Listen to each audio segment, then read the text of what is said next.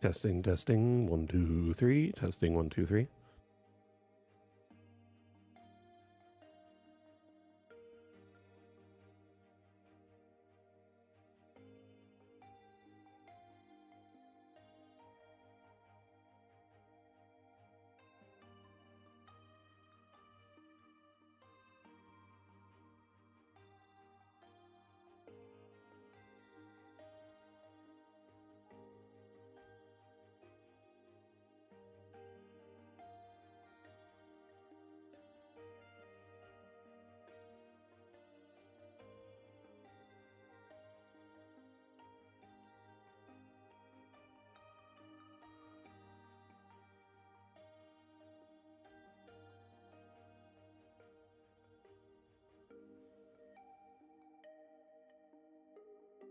Mic check, 1, 2, 3.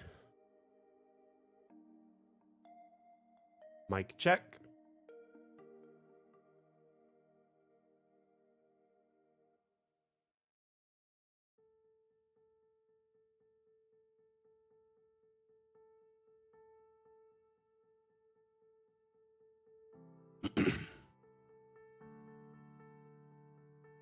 Oh no, where's my camera?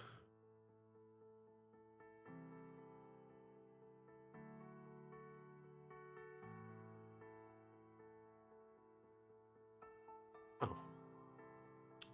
What's going on?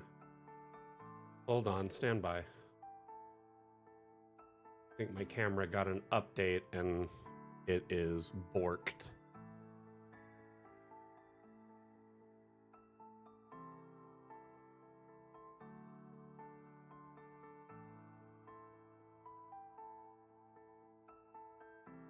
That a little bit. Hey Atlam, how you doing? Welcome back. Sorry for the little technical difficulty there. Honestly, a lot of times I'll have all my stuff configured and then when I go live, it just resets. I don't know what I'm doing wrong. I've been doing this for years and it's like a newer thing that I've been doing with the last year or so. It's frustrating. Part of me wants to go through and just like wipe my OS and refresh everything, clean it, new installs of everything, because there might be some like weird stuff in my registry or in the installs of these really old programs. Yeah, it is a well-deserved winner. So welcome back, one and all, to the Dam Challenge. Of course, this Dam Challenge is Power was the theme. There was 11 entries in this Dam Challenge, and oh my gosh, it was so hard to pick a winner.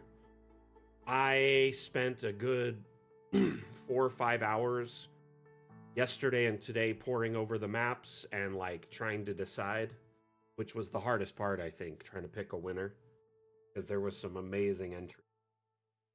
But our friend Old Swamp Gas clutched it with a win.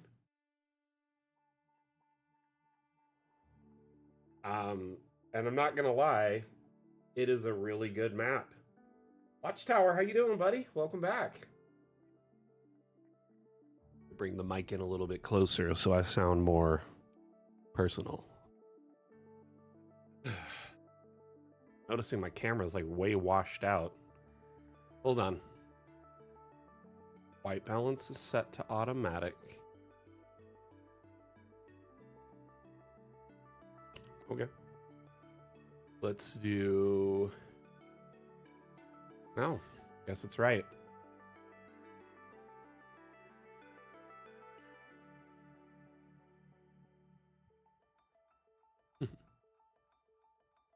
One moment, stand by.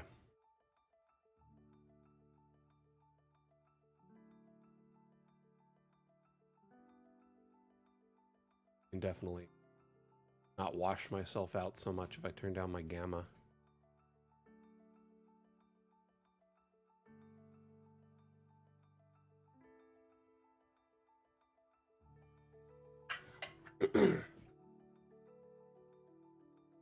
Mrs. brought me a water refill.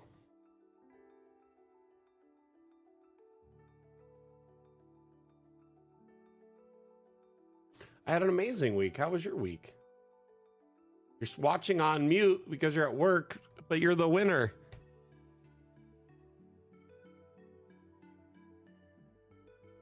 Alrighty, let's dive into this map. So how was everyone's week? Let's talk about it. Tell me how your week's been, what you've been up to, and I'm going to be refreshing the TikTok and Steam streams to see if I can get the chat feeds up because they weren't up a moment ago. Oh, okay, I got Mavalik here. Are you still here, Mavalik?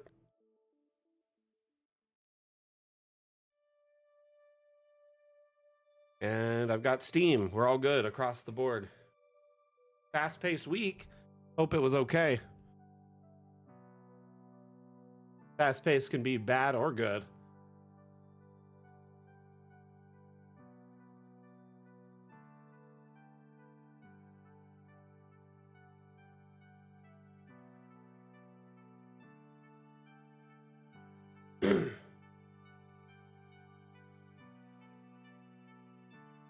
New car and new phone in the same day. I mean, you didn't want them, but it's not a bad thing to have new, right?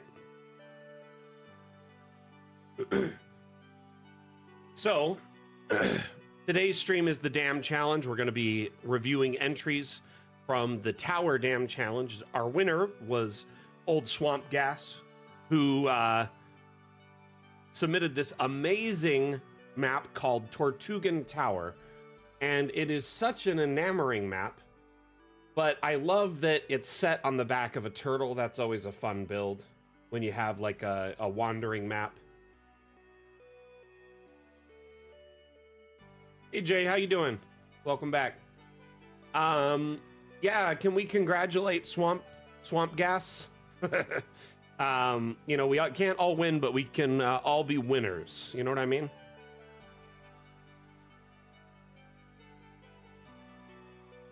But if you look at this map, it is 14 levels of absolute beauty from top to bottom. My favorite thing was this detailed work of all the rope, which wouldn't have been possible prior to this last update. Look at this. It looks so cool from all angles.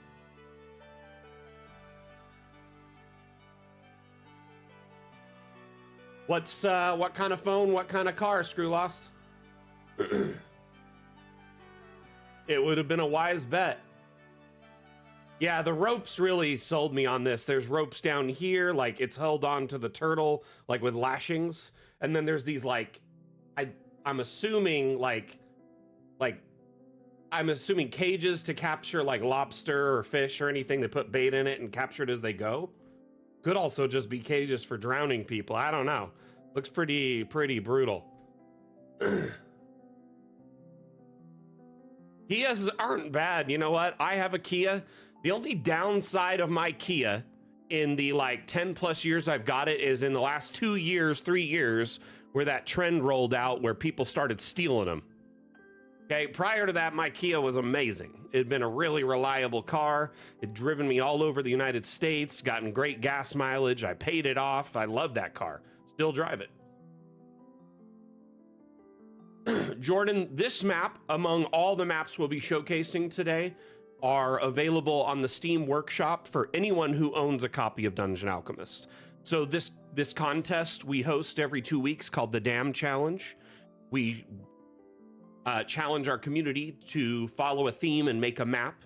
The last theme was Tower, so there's a bunch of new Tower maps that were all shared on the Steam Workshop. If you go to the Steam Workshop tab within Dungeon Alchemist and hit Browse Maps, you can sort by most recent. Now, keep in mind there's over 12,300 maps. People are sharing maps every day. But all the maps from this challenge were shared on Steam Workshop as well as in our Discord. So yeah, you can download them on a whim. It's actually a big perk of Dungeon Alchemist that you get access to the Steam Workshop repository of maps and assets. There's over 12,000 maps and over 10,000 assets. So stock, there's like 6,500 assets. And then our community is essentially almost tripled that by adding another 10,000. Oh, it has a manual? That's kind of rare nowadays. That's really cool. Really cool, Screw Lost. I mean, I never know, Anani, with campaigns nowadays. Like, I've heard a lot of things from DMs. The DMs usually are like tend to be cruel to their players, I've noticed. Like, a lot of you love to torture your players. So like I have learned from the masters, I guess I could say. It is quite the barnacle, right? Romero. Hey Polaris, how you doing? It's revenge for their antics. I mean, if there's corpses dragging behind it, then the turtle won't get attacked by sharks, right? Or other sea beasts.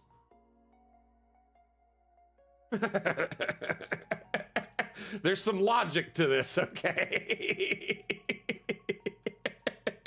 So, yeah, I mean, in the real world, it's constantly messing with you and trying to, you know, just really break up your cadence and ruin your day. So that makes sense.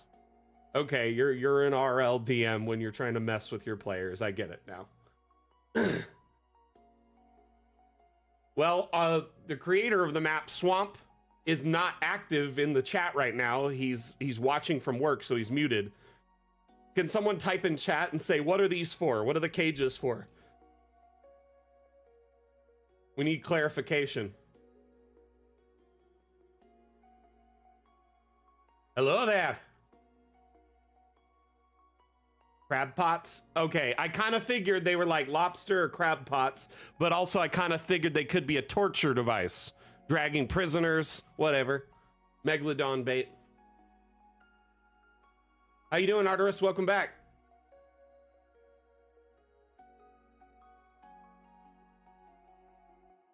I like these like mats, tatami mats. Those are probably from the workshop.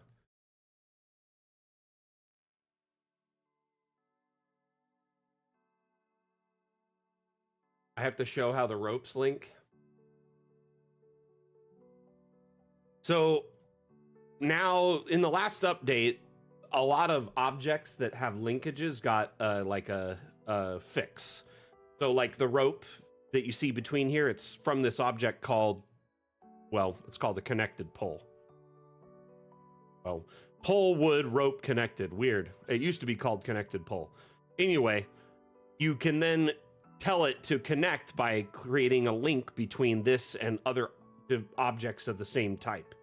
So here I could create a link, and that link follows that rope as I move it. So essentially what our friend did here was put poles down here, poles up here, poles all over, and create multiple linkages between them.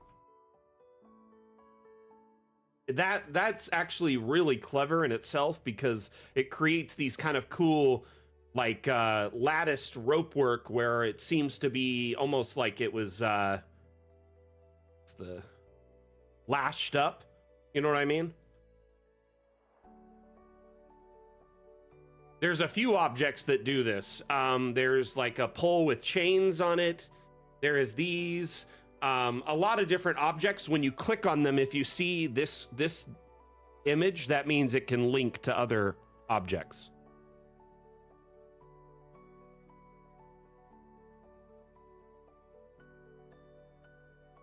My only feedback on this map is I wish there was more sea. Like, I kind of wish the area was expanded. That is my only complaint, and it would have just made it that much more photogenic for shots for today's like social media posts. And that's just a complaint as a social media manager, nothing to do with gameplay. So otherwise, it's a really beautiful map. It would export to Foundry, my man. True Loss, first off, our exports have supported animated maps for Foundry for like 2 years now. When you export a map for Foundry, right, just change it from image to video. And there's several different types. But keep in mind, Foundry has file size limits and resolution limits. So you need to keep that in mind when you're exporting. Usually when you do a video export, I try to keep it as a WebM, low quality, and I always export at 72 DPI, so it keeps the resolution as small as possible.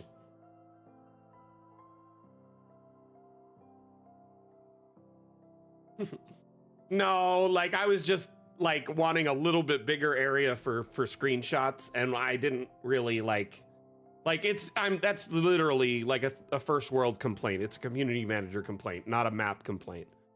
I love how the tower keeps progressing though, and there's just like little things all the way up. Beautiful little map. What do y'all think of it?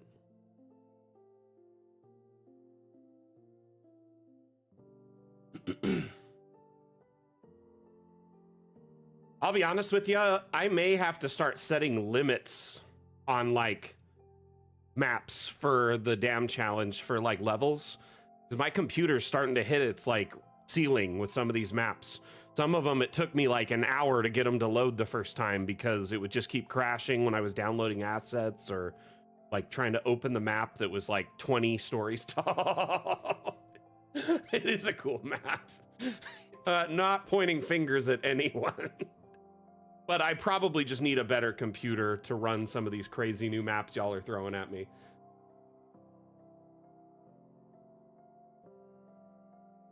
It is lovely, right, NPC? I think it's a beautiful map.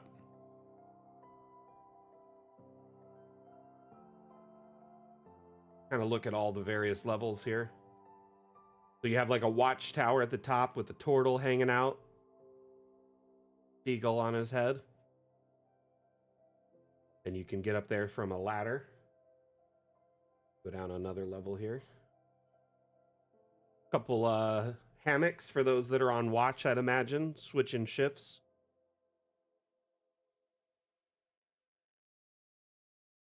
They do need to do some optimization, Blue Mage, like soon. I would love for the devs to like start using multiple cores, because right now Dungeon Alchemist only uses a single core of your processor. Like, I think that would be a huge boost, a huge improvement.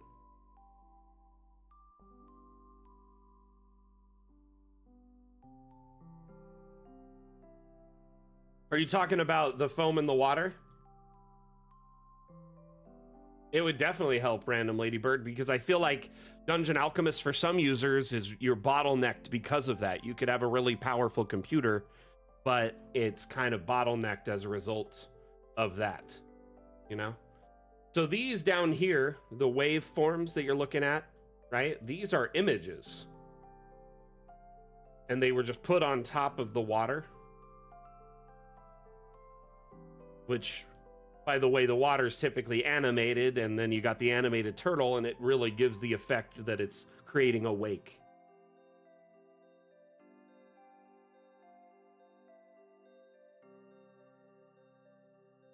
I love the little boat area down here on the bottom level.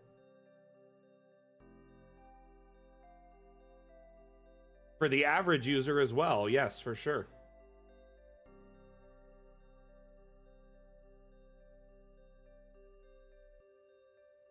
I love the little gardens, you know, the horticulture up here at the upper levels.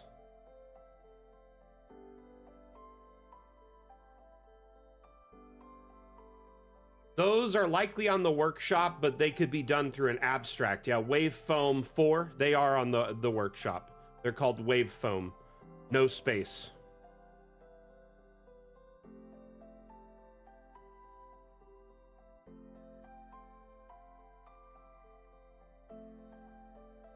Swamp, if you're listening, can you tell us your thoughts on the build time for this map? How long did it take you to make? Does kind of have that, a bit of that feel.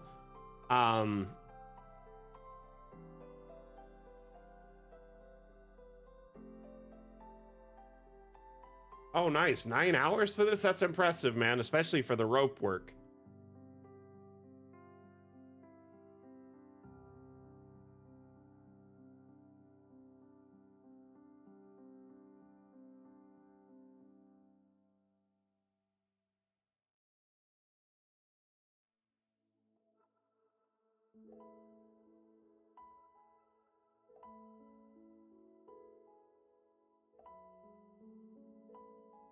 Notice it's got a minimalist feel, like there's not a ton of detail per room, just like a table with an item, a couple items here and there. You know what I mean? which I'm sure helped him save time, and as he kind of used the same stuff on each level.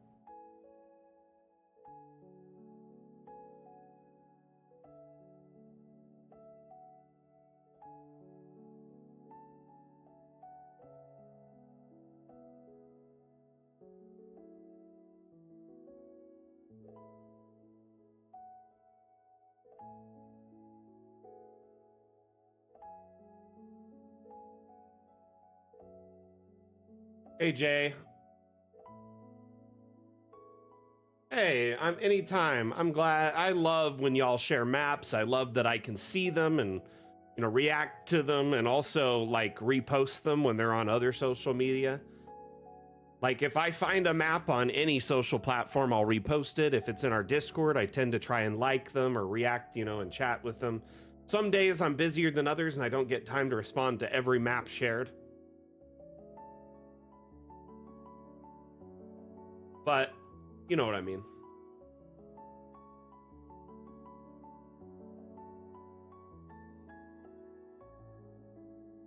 Interesting thought. Swamp could be good. Speaking of which, we actually have 10 more maps to go over, and we're going to have to go through those really quick. But yeah, the random like greenery throughout the map, like trying to get as much, gardening in with the space you have. Vertical gardening particular, and you got some animals and stuff.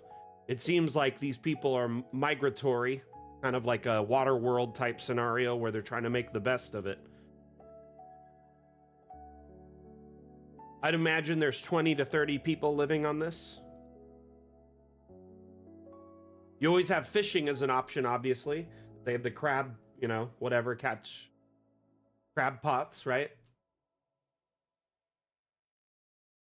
Right? It's a good combination. With the weaved, like, wood floor or the bamboo floor or whatever. Acid Rain, welcome to the stream. My name is Mac. I'm the community manager for Dungeon Alchemist. By just getting into it, are you trying the demo or did you actually get a copy? The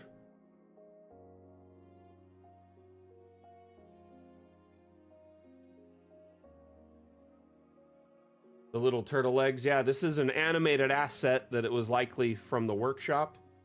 It's, here was it titled? Turtle Eastern Painted Animated, and they just scaled it up. By disabling collisions, you can make objects far smaller or larger than you would expect. Well, welcome to the DAM fam, as we like to say. When you save a map in Dungeon Alchemist, it's saved as a .dam file, which is our proprietary file format. It stands for Dungeon Alchemist Map. So we kind of lean into that, have some fun. Today's stream is called the Dam Challenge. This is the winning map from the Tower Dam Challenge. For the last 2 weeks, our community members have been entering submissions of maps using Tower as their theme and building upon that. Oh, I love this water collection setup here with it going down to like a still in the bar. That is brilliant, Swamp. Really good. Love it. So depending on your location, the pricing may be different, but Dungeon Alchemist is $44.99 US, and that's for a lifetime license.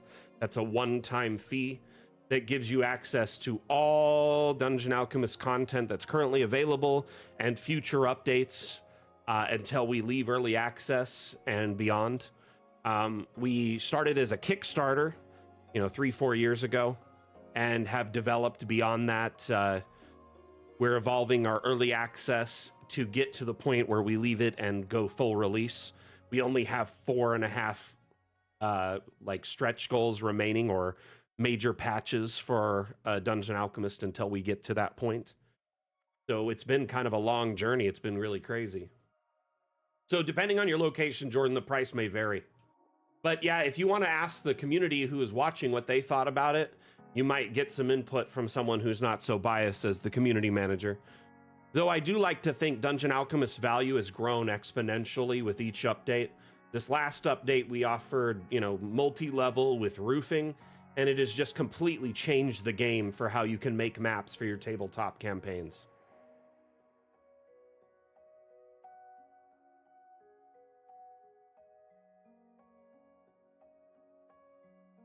Atlam, if you want to grab the link for that stream, you can share it. I'll be okay with it.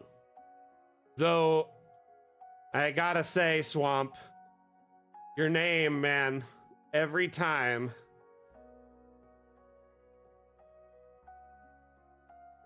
Yeah, we do offer a free demo. You can try before you buy, see if it runs on your computer, so it's not like, you know, you're wasting money or time if it doesn't work for you. Gosh, I love this little area right here.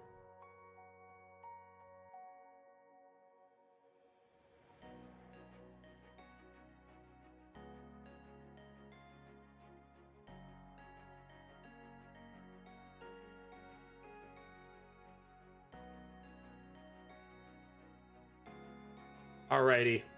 This map is amazing, but we got to move on and check out some of the other amazing entries. Congratulations again, Swamp, on your amazing entry. I'll reach out to you before Monday afternoon to give you your prize, which is a $10 Hero Forge gift card. Congrats again.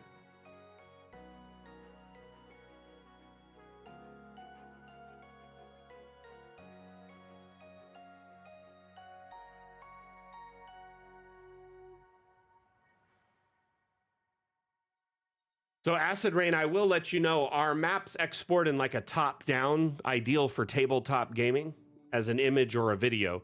So it's not like a 3D export of any kind or a game engine export. So just keep that in mind.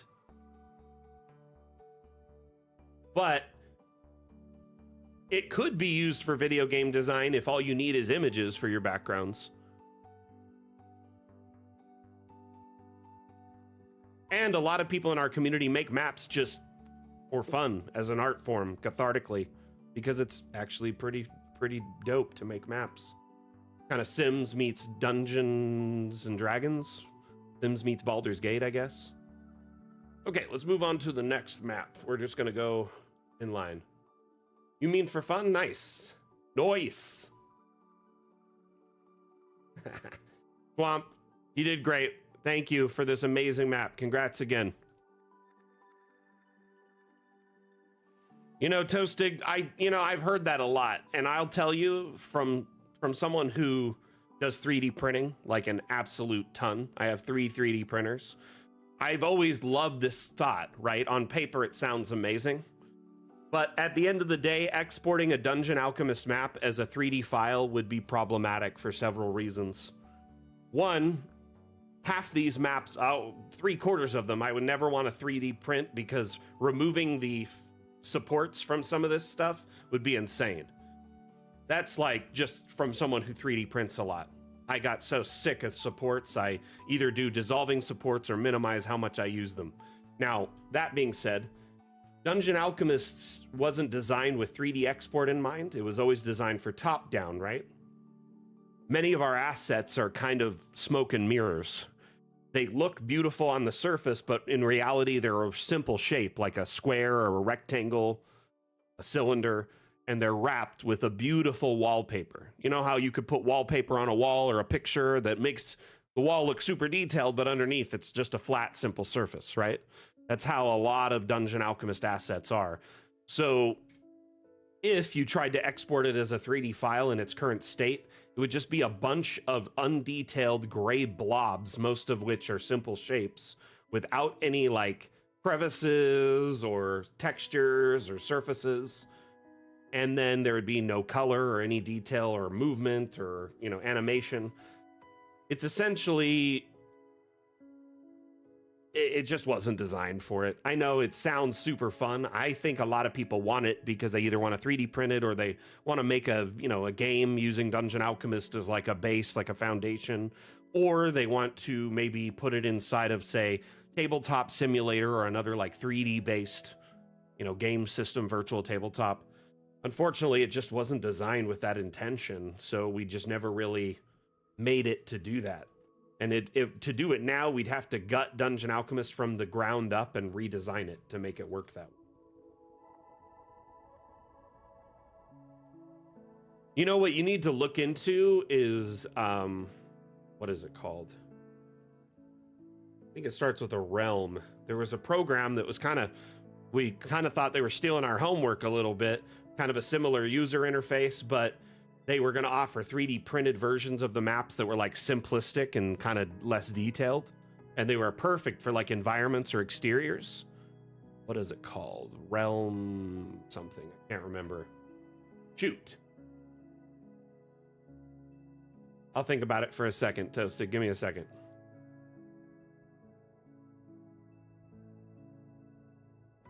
Do you all remember what I'm talking about? It's like a map making program. About a year or two hit the scene.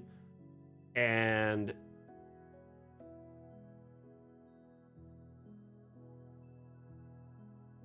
yeah.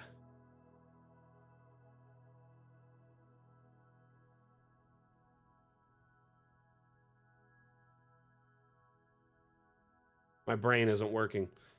Nordinavian. That's a good question. You know, I can ask the art team to see if they plan to add any more. As of right now, I'm not aware of them planning to add more colors at this time. But you know, they are open to suggestions and love community feedback and always try to adapt to it, especially if it's shared through our Discord or our Upvote. Our Upvote is our roadmap and suggestion board. This is a brilliant little tower here. The inner structure is one of my favorites.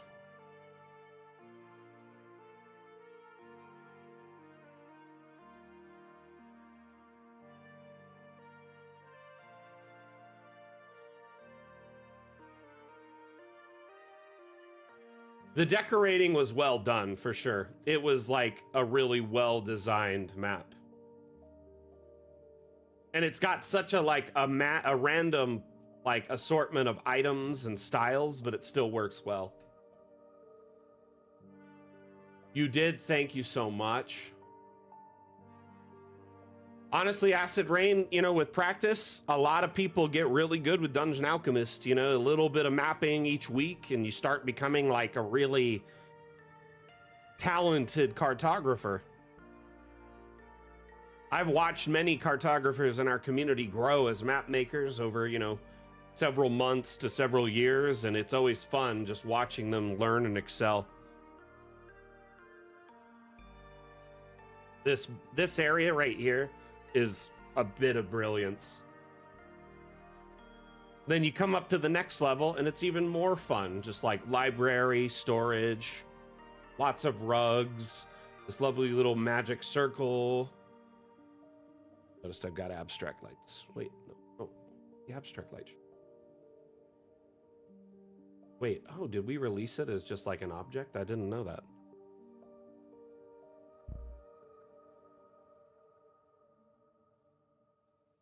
See you later, Screw Lost.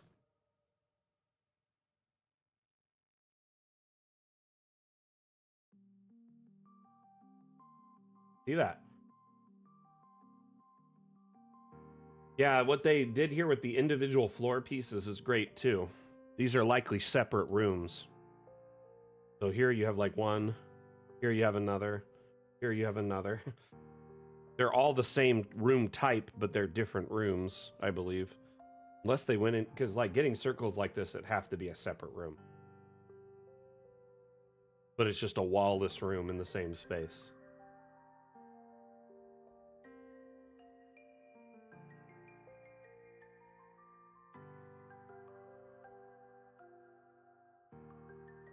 That's very cool, Nordinavian. That's awesome. You know, I've heard a few people use Whatabout, as well as also Donjon.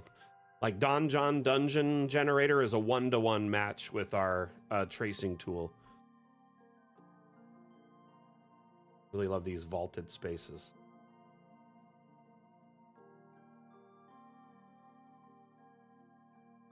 Seriously, fantastically done.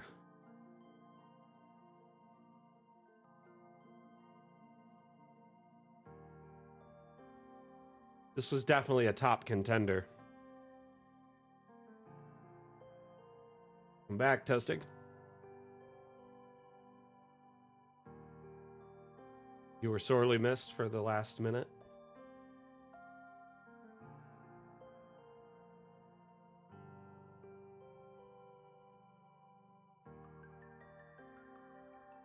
That's a great suggestion, Atlam.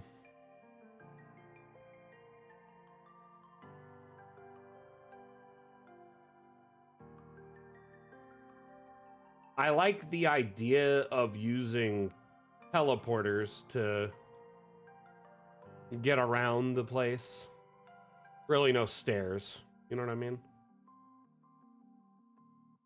That's definitely very bougie for a wizard or warlock or whatever. Hey, Master Tom, how you doing?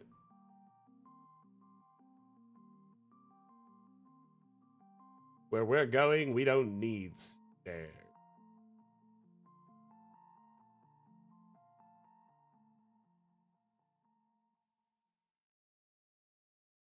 Wonderful. Wonderful, wonderful. Thank you for asking. So, Nord, you know you can start your map when you generate a new map as a print, and then you could set it to A4, I believe is one of the options. So then the map would be A4 sized only. So you can build within it, but keep in mind that's kind of a small area.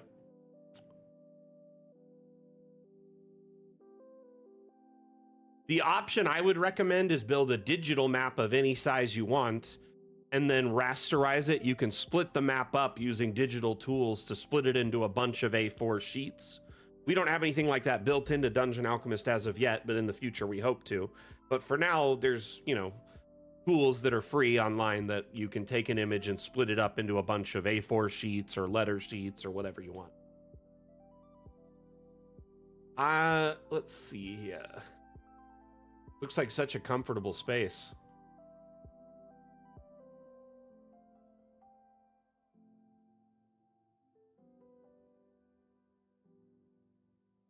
This little area right here looks cozy AF.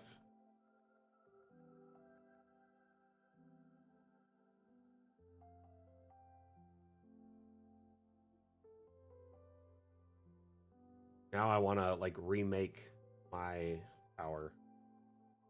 I made it prior to this update and it's been so long. Oh my goodness, that's so beautiful. Lovely. Absolutely wonderful. See if there's any downstairs floors. Some underground stuff hiding.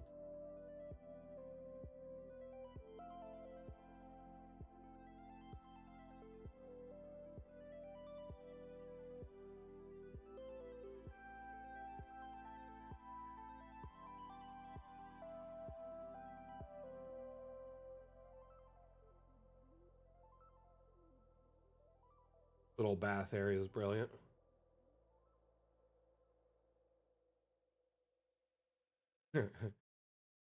It is a legacy tower, man, but now I want to like make a new age one. Time.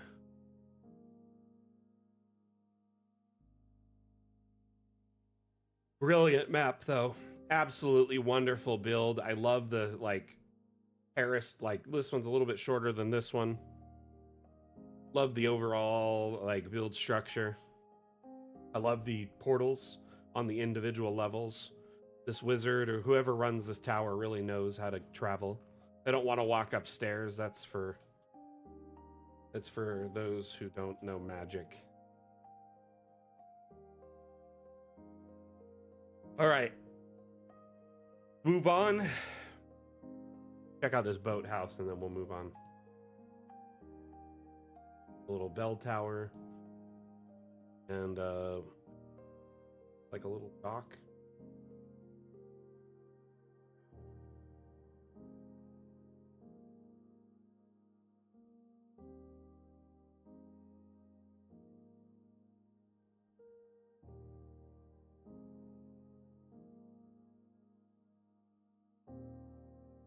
That bath's off-putting. That looks cozy.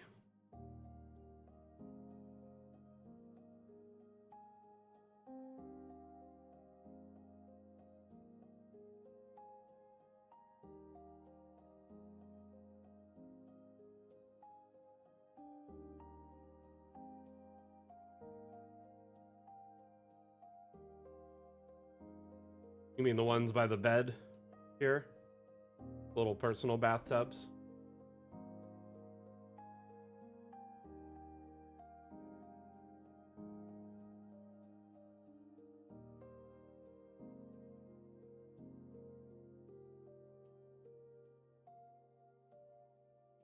I don't know, for a wizard, it wouldn't be too hard to heat it up, right? And clean it. So it seems like a nice place to have like a personal bath. There's tons options, Acid Rain. One thing I will kind of warn you on, especially since you're new to our community. My head's floating in the void because I'm wearing a black shirt. Artemisia, is that your name? So yeah, I need to, if I lean back a little bit, you can see the logo on it. Sorry about that. My green screen is doing really well on TikTok today. So one thing I was going to tell you, Acid Rain, is be careful downloading assets from the workshop, because as cool as they are, and there's like 10,000 of them, it'd be great to just add them all to your collection.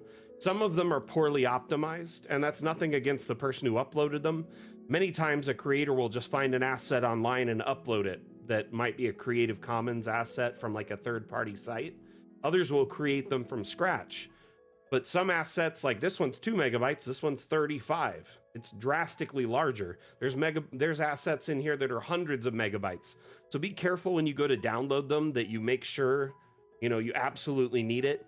And I typically will unsubscribe from assets like once a week just to keep DA running optimized and really clean.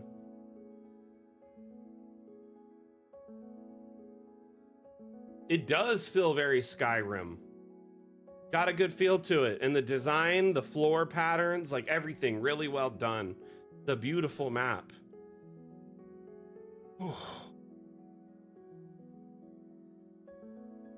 Okay, on to Chim's map. I will say I had trouble loading this map for some reason, so I'm hoping it'll be okay now. I don't know why I was having trouble opening it earlier. Oh, opened right up. Okay. Never mind. It must have just been a fluke.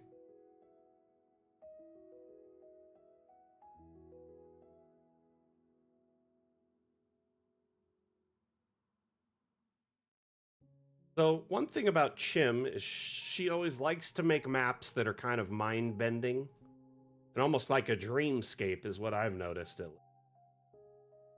from my perspective.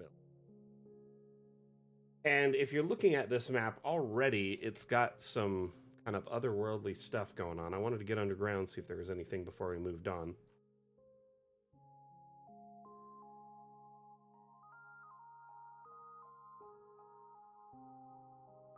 Interesting. Broken mirrors around the bed. That's not terrifying at all.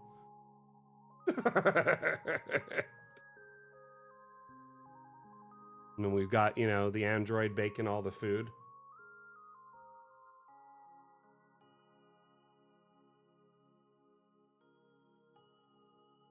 Yeah, Chim likes to make maps that mess with your head for sure. I do think Chim is, using Dungeon Alchemist as an art form and as an expressive art form, not necessarily for tabletop play. And so you end up getting maps like these that would definitely, feel like you're either like in the Feywild or in some kind of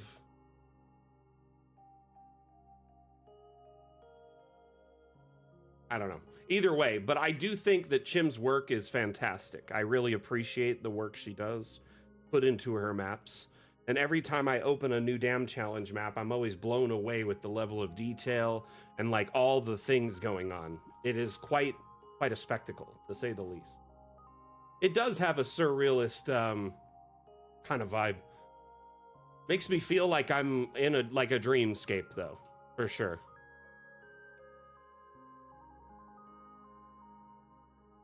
Here we're up to the next floor, and we're continuing the same vibe where, things just don't make sense. But it's also beautiful at the same time. It's almost like the floor tiles move to where they need to be. Maybe the wizard kind of like, I want to go over here, and just steps on the tiles and they appear in front of them or whatever. Sorcerer.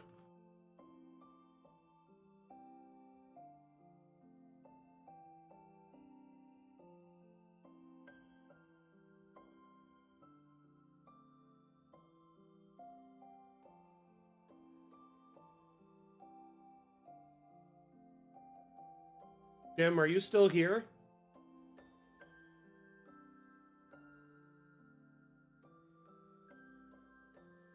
I see them, but I don't know if they're like lurking or actively participating. Would you love to tell us a little bit about your map? Like how long it took to make and the inspiration behind this quite surrealist map? Absolutely love that the guards around this are like weapon holders, the banisters. Yeah, it does remind me of old D&D art.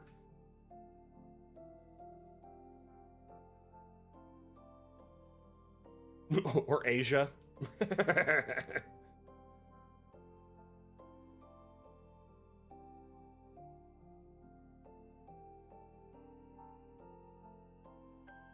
Whoa. You're gonna have a library, it better be a maze. Look at these. Those look like mice, not rats. I don't know, the tail. Hard to tell. The ears feel like mice. Either way, they're like contemplating life.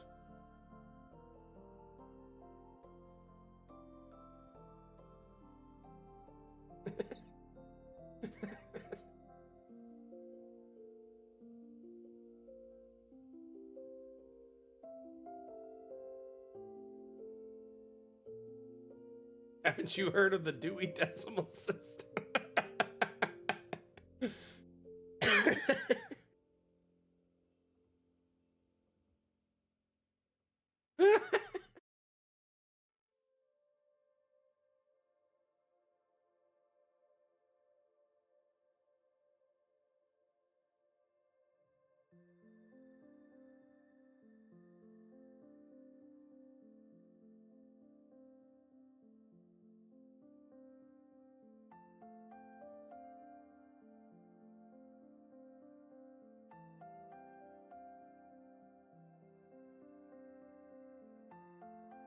Cranberry juice? Well, it's cran raspberry, actually.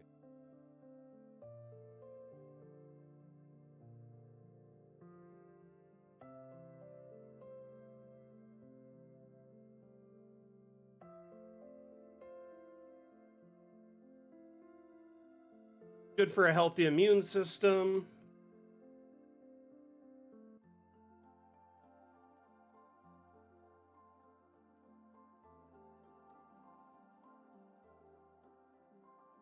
Good antioxidant. You know what I mean?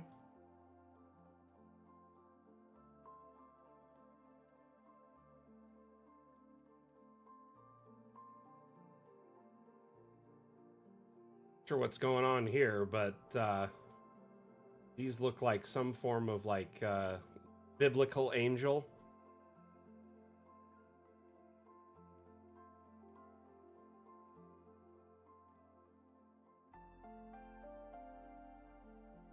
The beacon, maybe a temple.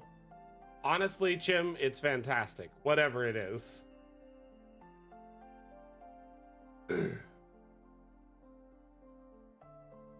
Oh, that's a bummer, my friend.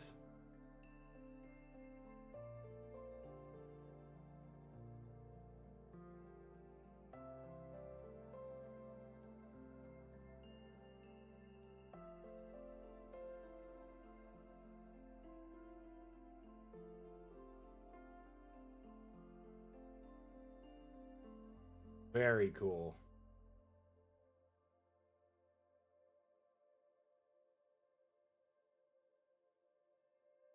Yeah, that. You know, without getting too into it, you know what I mean? It does help with that. And for an airship, it looks, yeah, like a big landing station for an airship.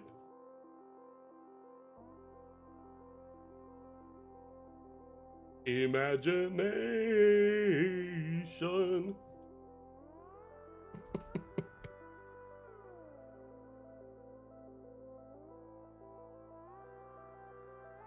Fantastic. I love the hummingbirds.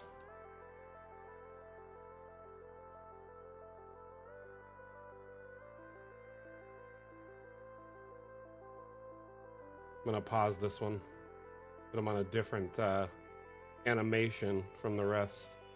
They're not all in sync.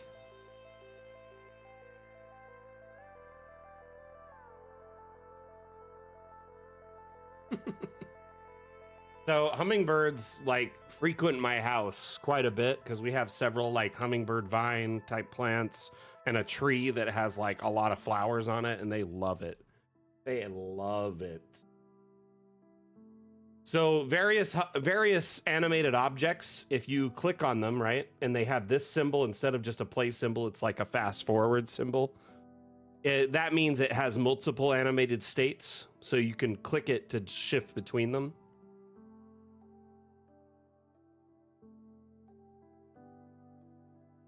And primarily, you'll only see this symbol on assets you've downloaded from the workshop.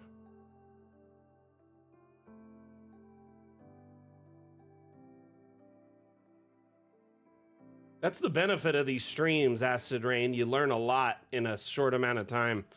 Think of it like a class or a course, and I'm Professor Mac, the Dungeon Alchemist, and I'm here to teach you everything you want to know about this program. The stream is hosted in AMA format, which means ask me anything, so you can ask questions and I'll do my best to address them in real time. Keep in mind, we're multi-streaming right now across like 6 different platforms. So on occasion, it may take me a moment to answer all questions.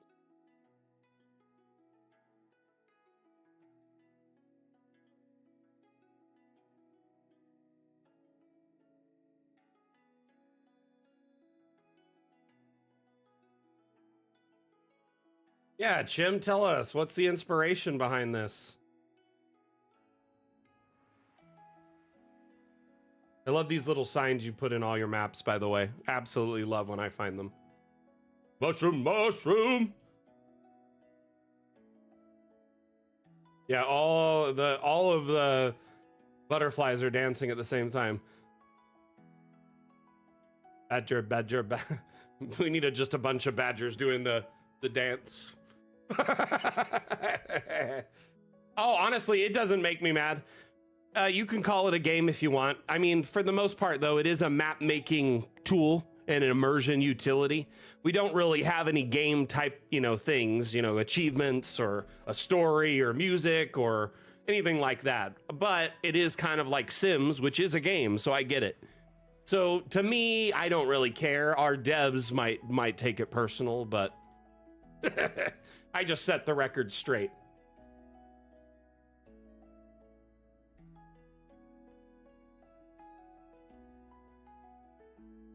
Oh, by the way, Chim, one of your frogs wasn't public, and I had to set it to public for you.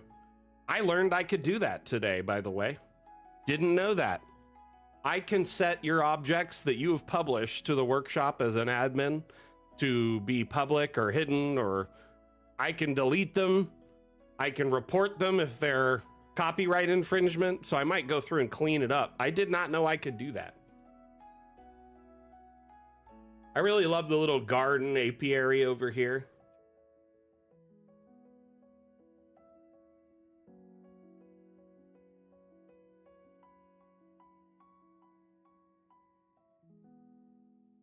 Nice, Chim. You've published over 100 assets now? Is that what you're saying?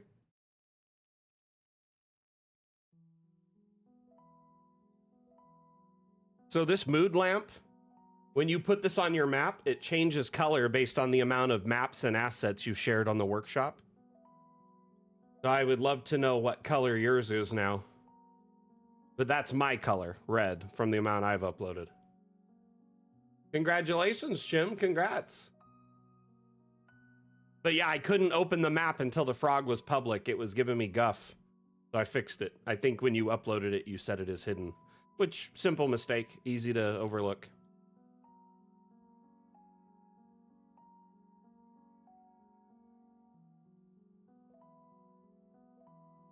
Honestly, I love this. It's beautiful. You did a great job, Chim. So are all 100 of your assets on this map?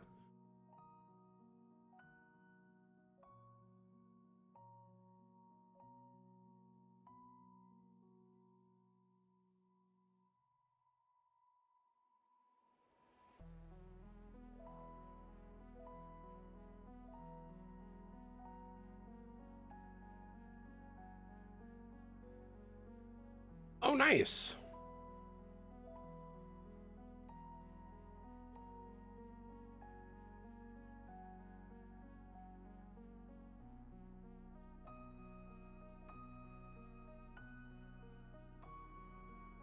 I really love the scattering of the rocks here, like the arch that you did there, like a crescent. Almost looks like a crescent moon around. By the way, Acid Rain, if you search Dam Challenge, you'll find all the maps from the past Dam Challenges. But if you sort by most recent, you'll see all the most recent entries, which are towers.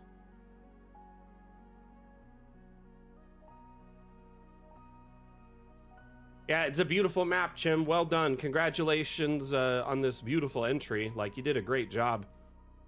Like I said, it was really hard for me to pick a winner this week because there were so many good entries. I spent hours and hours poring over it. I had to ask Mrs. Mac for some insight because usually I judge by myself, or I'll ask one of the devs to help me out.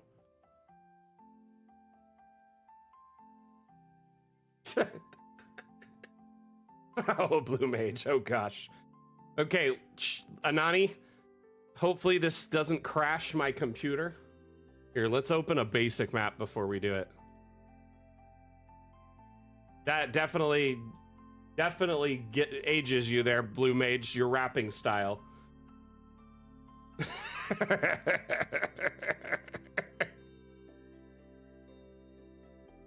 I'm Dungeon Master Mac, and I'm here to say I'm gonna build a map in a really cool way, showing off maps for my dungeon fam.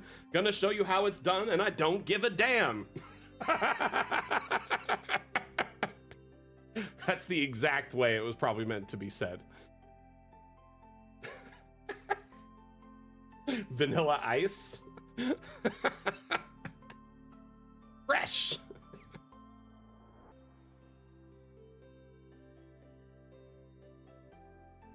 So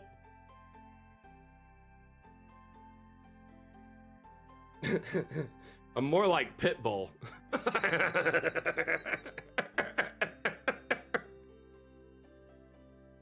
Oh, there is no hair here. I'm not putting on the vanilla ice wedge here.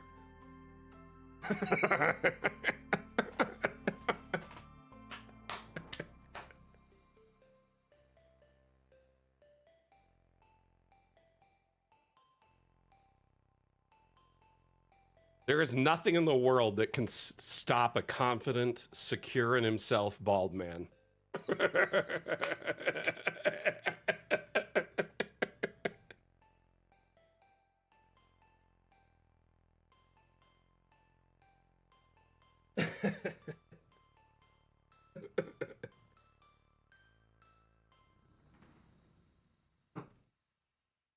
Please don't.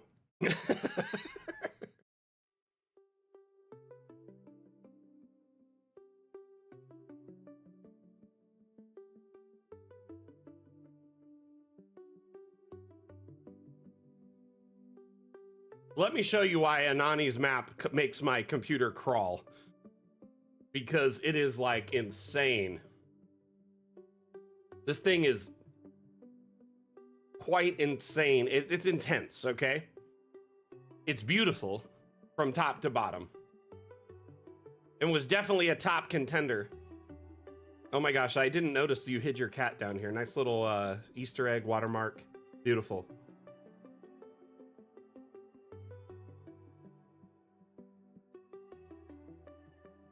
Void in the void.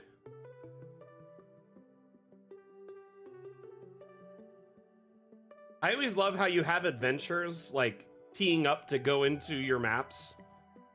It's always like, I don't know, it's immersive. Let's just say that.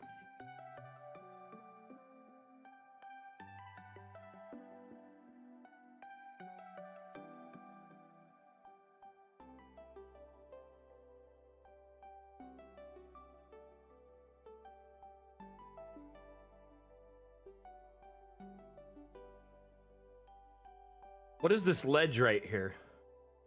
A hard line.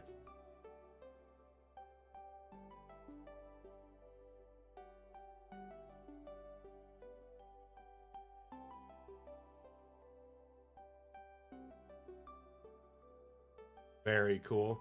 By the way, this tower would look so good in Chult. Just gonna say.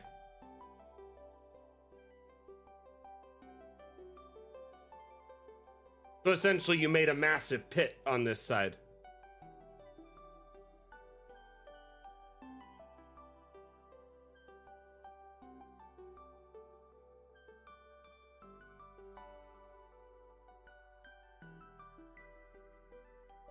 Yeah, this would be an amazing TOA encounter, and it could fit any number of places in Chult. You could just homebrew it in as some other tower, or make it at one of the dozens of towers in Chult to begin with, right?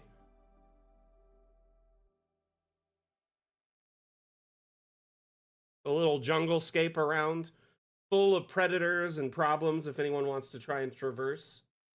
Got a jaguar here, a wizard crab. Don't want to... Crab's bad enough, right? But a wizard crab? Come on. Yeah, it could work for Oralunga. You're right, actually. The druid is on the loose.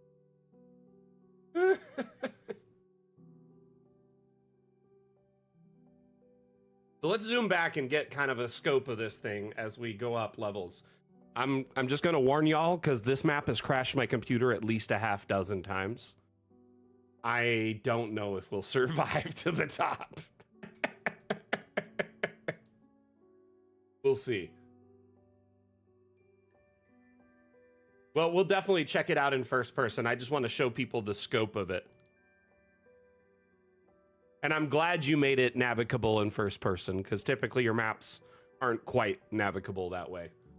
I appreciated it. Let's just say that. It's not a deciding factor in what wins. This one's called Cthulhu's Cult Tower.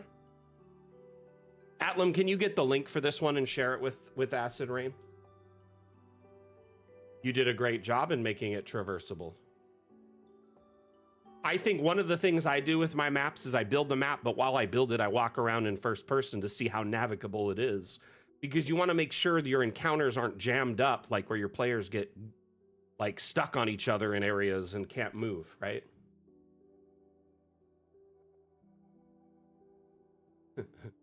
Cancer school, Blue Mage. Cancer beats all magic, sadly. That sounds awful. Keep in mind, we're talking about crabs, not actual cancer.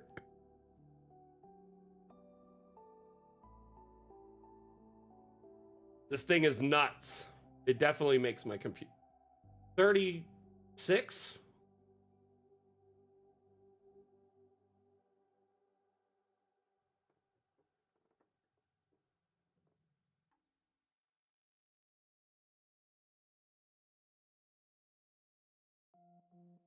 It's insane, right? You understand why it was so hard for me to pick a winner. Like, there were some amazing maps this damn challenge. If y'all try to load this map, let me just give you a pro tip. There's a bug in Dungeon Alchemist that the devs are trying to suss out and fix.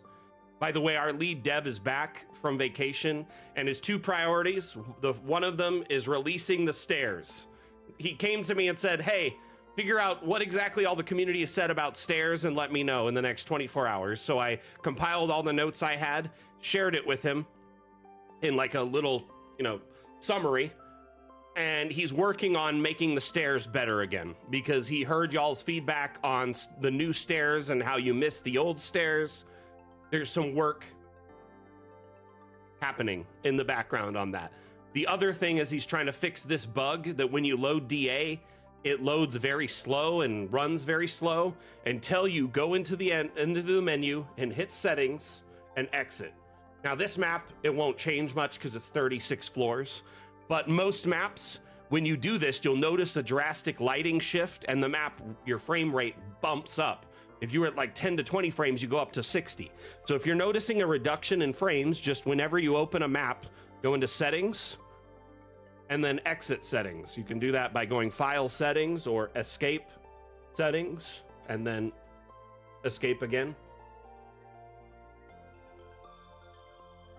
But yeah, 36 floors is gonna make my computer crawl no matter what I do because, oh goodness. Could you imagine your players going through this?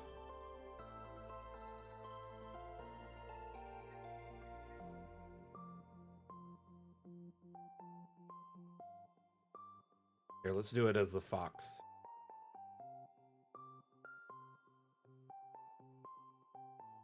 Be ready for frame drops and maybe crashes.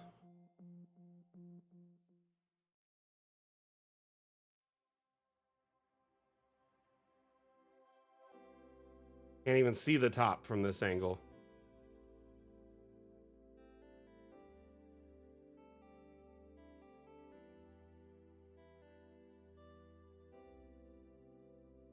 I want to get inside. Hopefully it'll help the frame rate.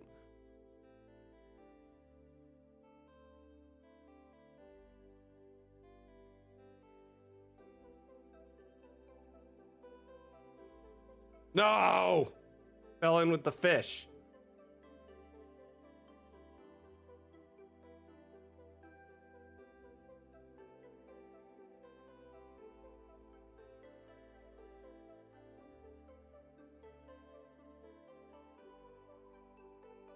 It's a nice view.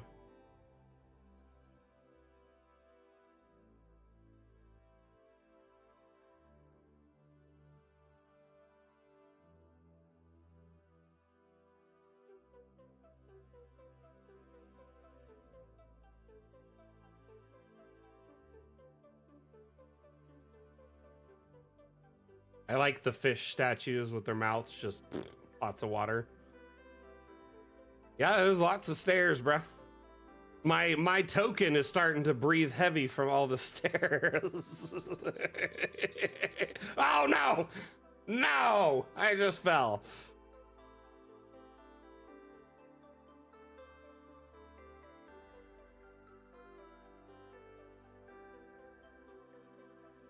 Getting in Mario Party fights, that actually sounds fun and horrible at the same time.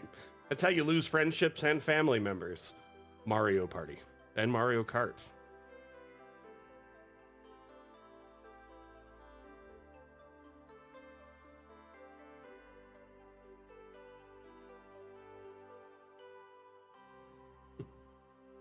This is more like Legends of the Hidden Temple at the moment.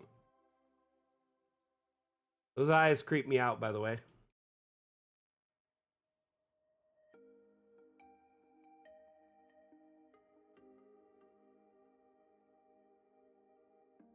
Don't fall again. My frame rate keeps crashing and then I'll fall. Oh, bike ball got me.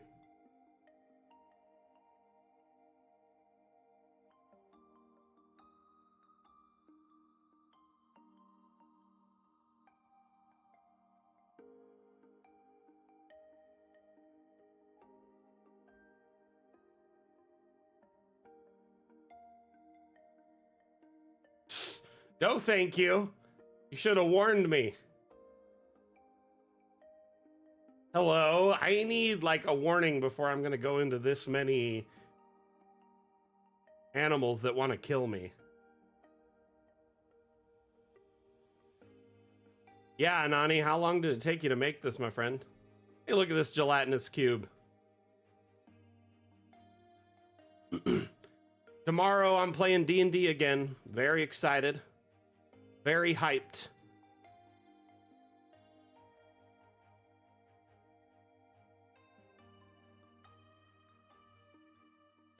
And we're in the middle of we're fighting like a cultist, and he was concentrating on keeping some sort of ooze slime creature in a force cube or a wall of force. And I made him fail on his concentration check, and he like visibly was upset and screamed no when that happened. So, and then a slime started coming up from the floor. I think it's a gray ooze is what I'm thinking, because we've been experiencing tons of constructs.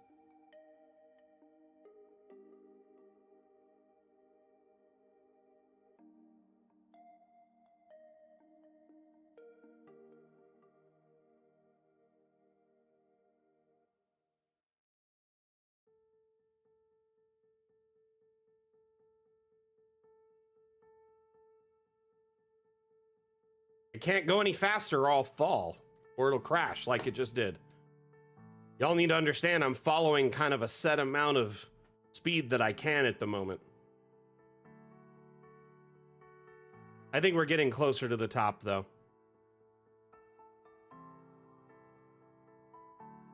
Boopy. Ah!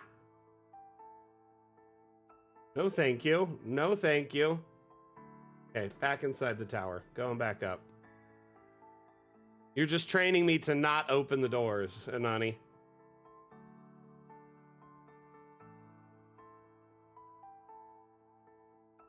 Oh, goodness.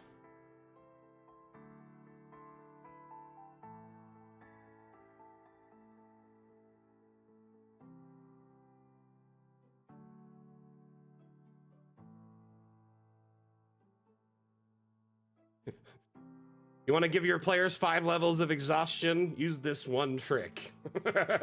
Just stairs for days.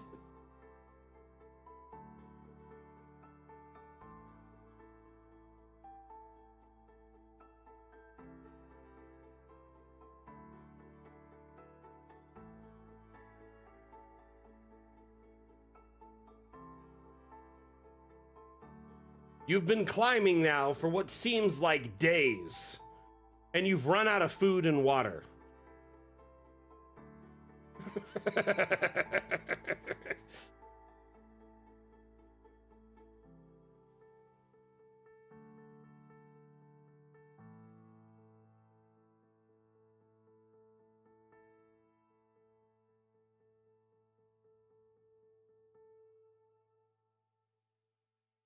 Dang.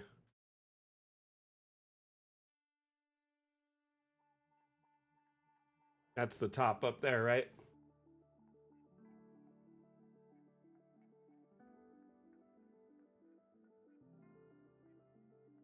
Very cool, my friend. You did a great job. Great job.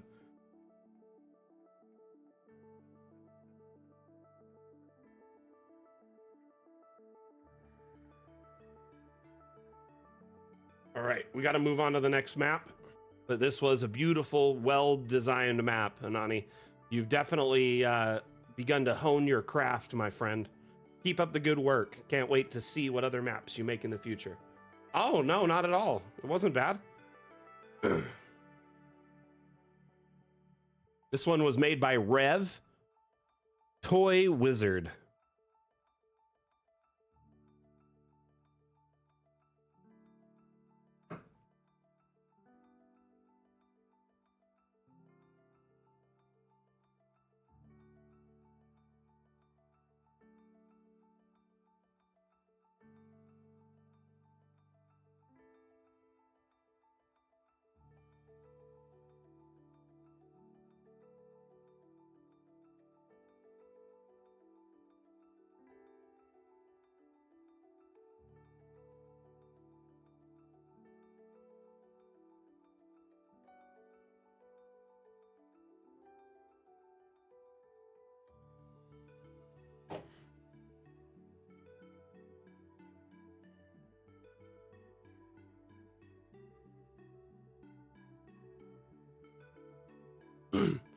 So essentially, this is like the big house, which is like a tiny prison.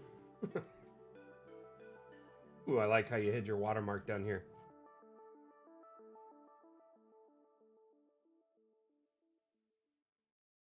And by that, I mean a prison shrunken down from normal size, but made tiny. I feel like I could be playing Army Men on this map. You know, that old video game?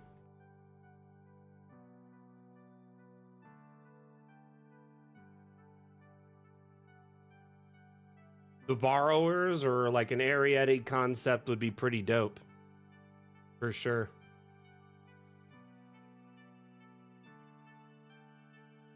Acid Rain, what's got you confused? Let me help you out.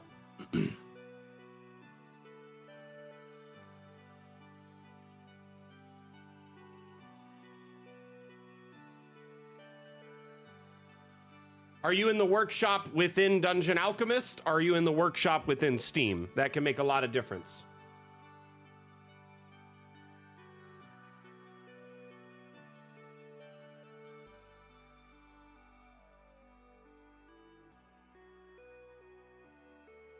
If you're in the workshop within Dungeon Alchemist, you simply select the map, hit subscribe and download, and it'll prompt you to download any additional assets, and then it'll open. If it's a big map, it may take a few minutes. If you're opening it from the workshop, once you subscribe, you have to come back into Dungeon Alchemist and hit open subscribed map and then find it and open it.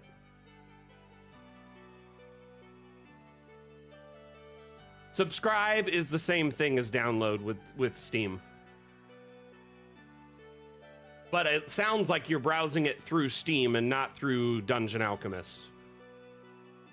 Just based on what you're saying. Because when you look at maps in Dungeon Alchemist, all of them say subscribe and download.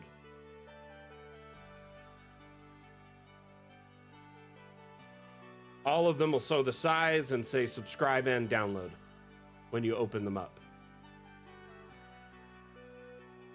So are you browsing through Dungeon Alchemist or through Steam? So basically we have this tiny little tower, which is actually a regular size tower. And then the couch and everything else has been scaled up to make it seem like maybe a giant scale. I don't think there's any maps that are too big on the workshop. I don't think there's a limitation so much. But if you're opening a big map, it may take a while to load on your end, like as you open the map.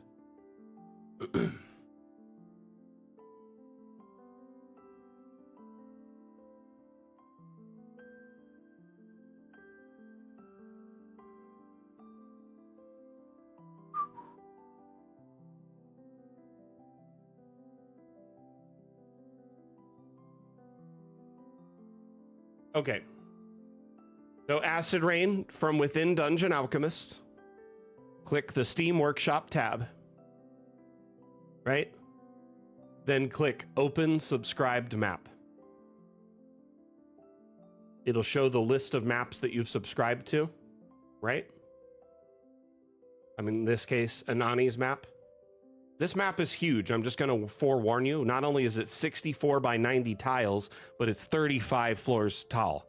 So it's 64 by 90 by 35. So it gets, it may take a while to load. So once you've subscribed to it, you can just click Open Map and it'll open. Crap. I accidentally clicked Open Map instead of staying on this map. Anyway. We'll go right back to it.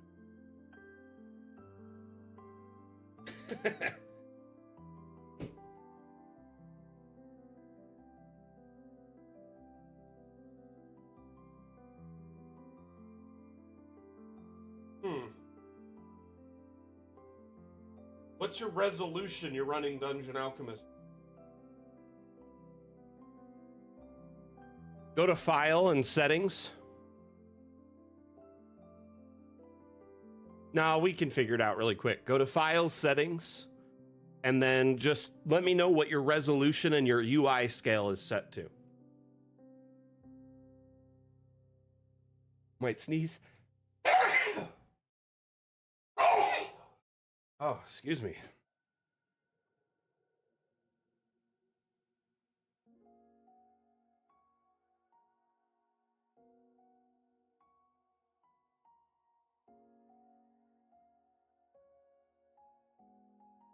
Okay, set your scale to 100% first off, and then make sure, what is your resolution set to? That's important as well.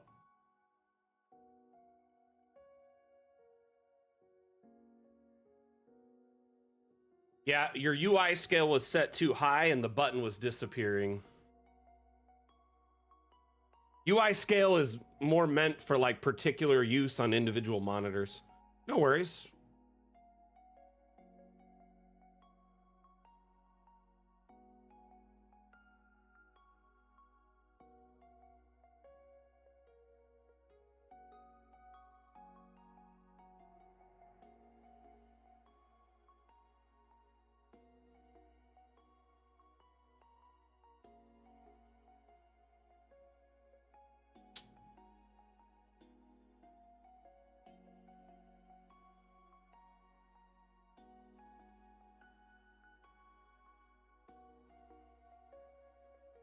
Essentially, you have a whole tower here in what looks like a living room next to some toys.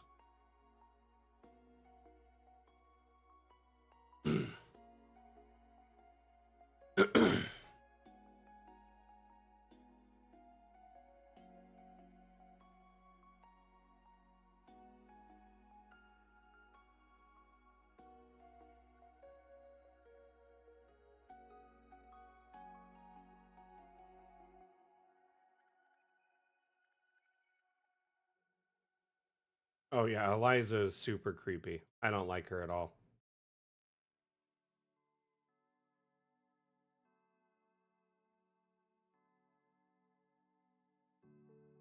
Rev did a great job on this map.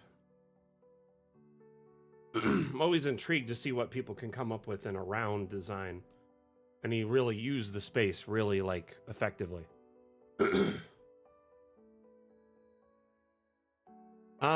I think it has something to do with something the devs like did in their own Pathfinder campaign.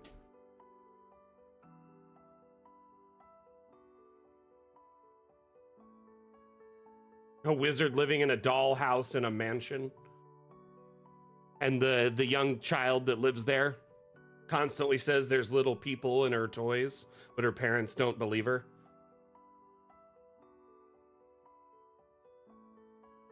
So the wizard's just using Reduce to act like a borrower and hide out, like Ant-Man style.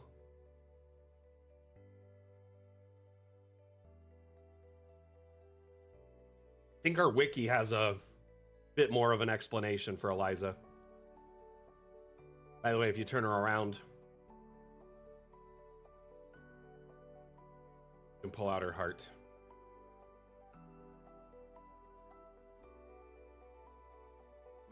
Okay, on to the next map.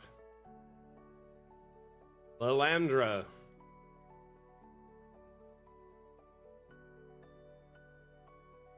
Lalandra was the winner of the last Dam challenge. Her previous map was epic.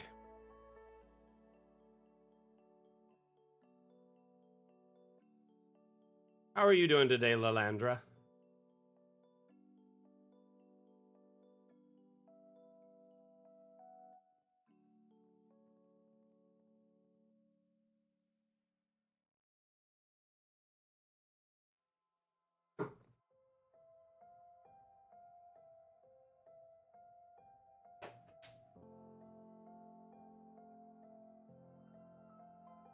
Okay, so map's taking a moment. Hopefully it doesn't crash my computer. We'll see.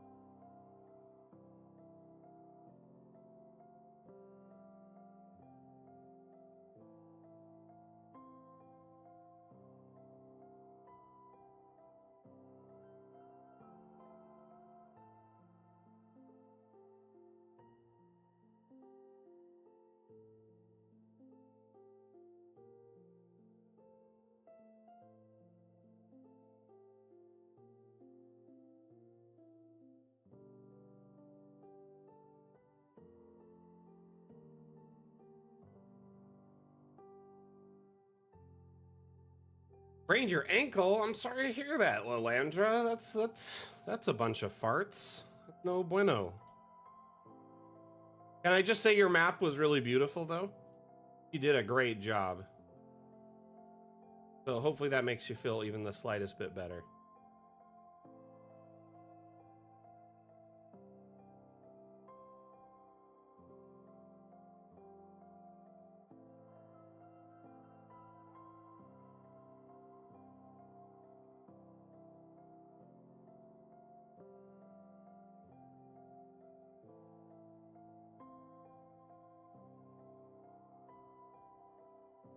Y'all, let's talk about the next Dam challenge. What would you want the theme to be?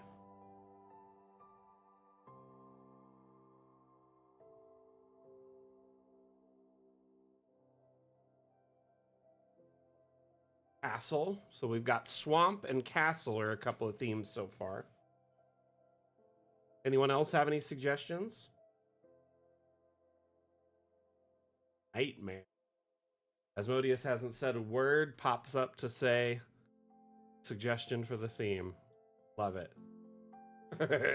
Yeah, we have done Nightmare and Hellscape before.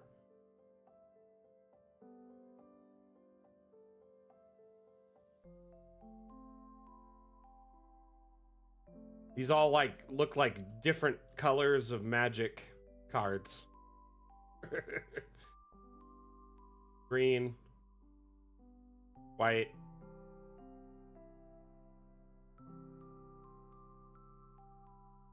You gotta build it on top of the first castle. Use them as piles. So you just sink the first castle to use as piles for the second castle.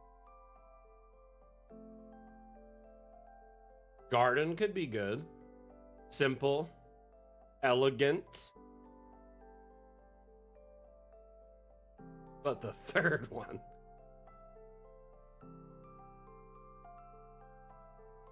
What is that reference from? I feel like I know what you're talking about. It's like on the tip of my tongue.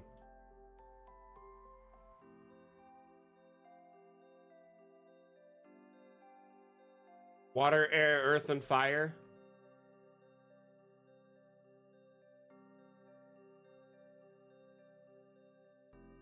Till the Fire Nation attacked. It's Monty Python, that's right.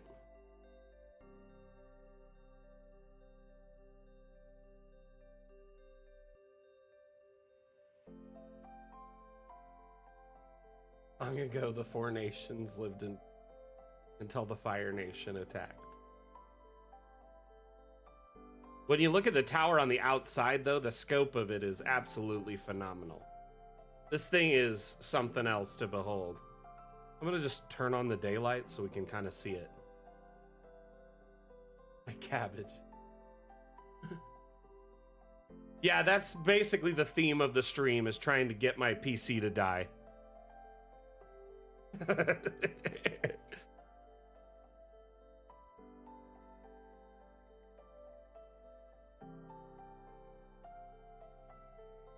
Space.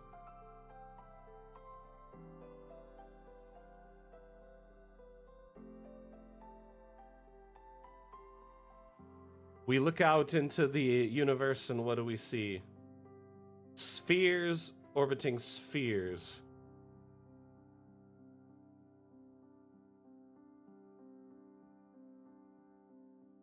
Don't let me play this anywhere.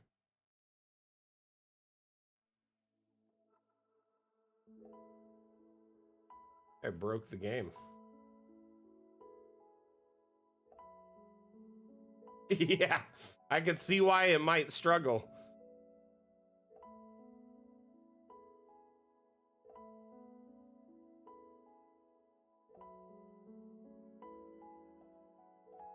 It's a beautiful map, Lalandra. Go down a level? Okay.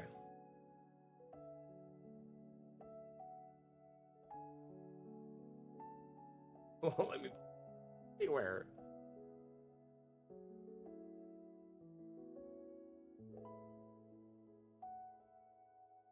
It's bugging out.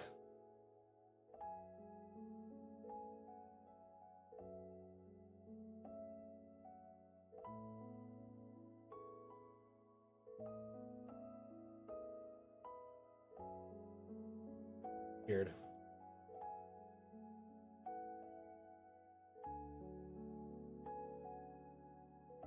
Oh, the magic circle? That makes sense.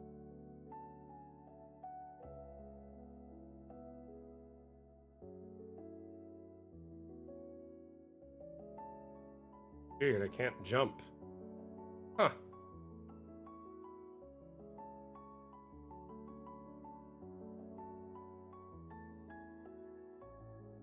Why is my jump blocked? What the heck?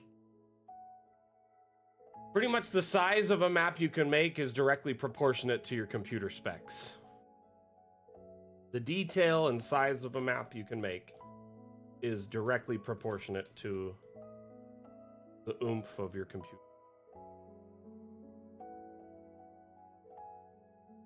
But the ceilings here are gone. It's vaulted. Like here, it's definitely vaulted, so I don't know why it's doing it on the upper floor. Yeah, the magic circle must have an insane collision boundary. That's a great, great point there, Anani.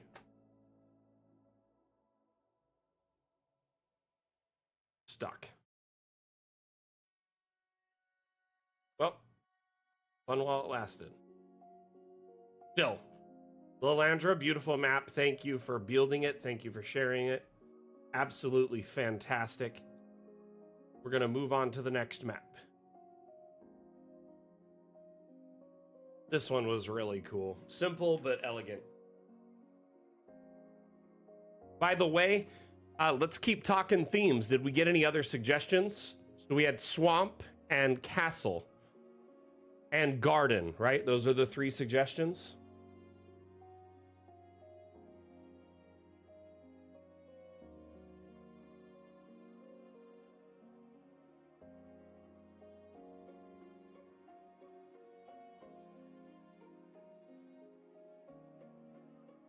Nightmare we've done before.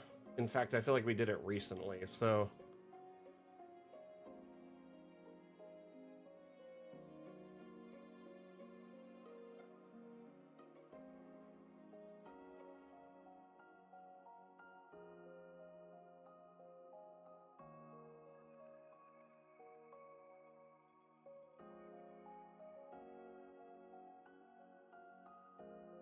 Yeah, garden could be a lot.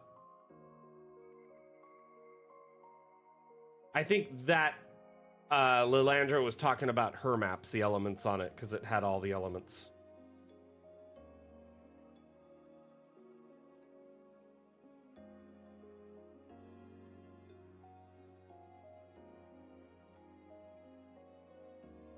Does have that Baldur's Gate vibe, doesn't it?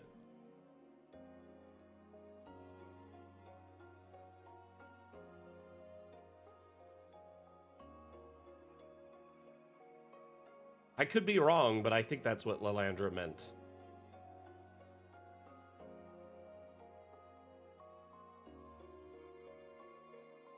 Oh. Oh.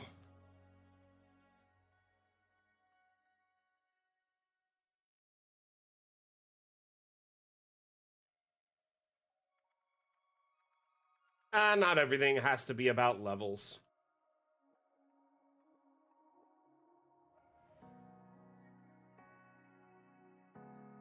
Though I can't help but wonder why there's a garden with a safe in it.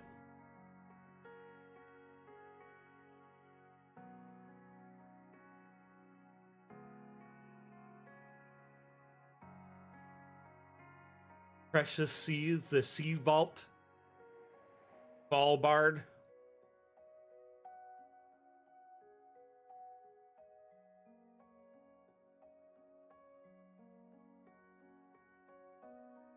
Like the cabbages at all costs. Look, they've got all their defense stuff before you get to the garden, so yeah.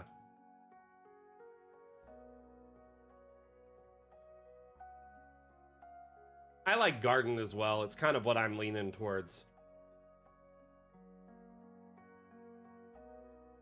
Gives you a lot of option as a creator. I think that's where we're leaning towards this garden. I'm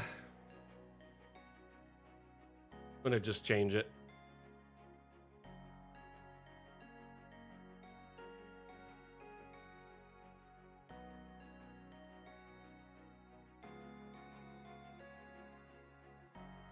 Garden could also be gardens. So.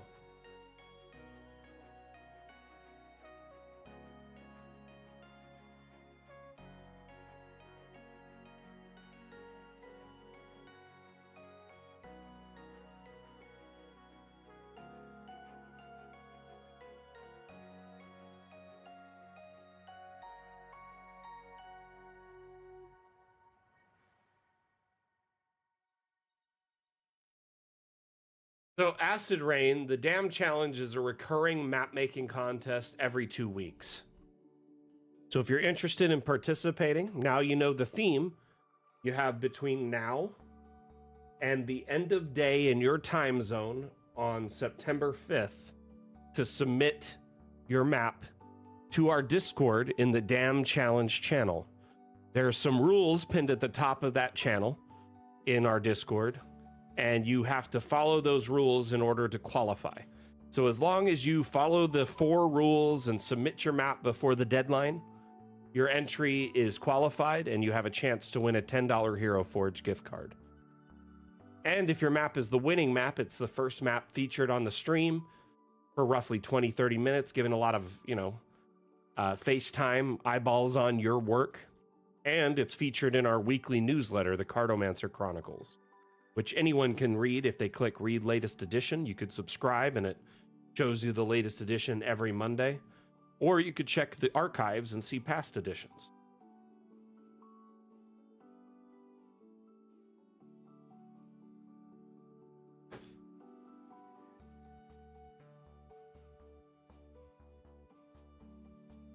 But the Discord, great space to join. We offer support in there. You can drop questions in our question forum, or if you need support, you can drop an inquiry in the support forum. You can share maps or assets you've uploaded to the workshop, and you can just generally hang out with like-minded individuals, map makers, and GMs who, all love generally talking about campaigns and bouncing ideas off each other. We have a section called GM chat where people will be like, hey, I have this idea for an encounter for my players. What do you guys think about it? And everyone will kind of chime in and give their feedback. And it's really nice to kind of get different GMs insight on this, especially if you're a first-time DM. It's really great to get, a few extra bits of advice to really help you and help your players have a successful session. I love this map. It's simple, but so beautiful. Swedish Cook, great work on this. Will there ever be a character design?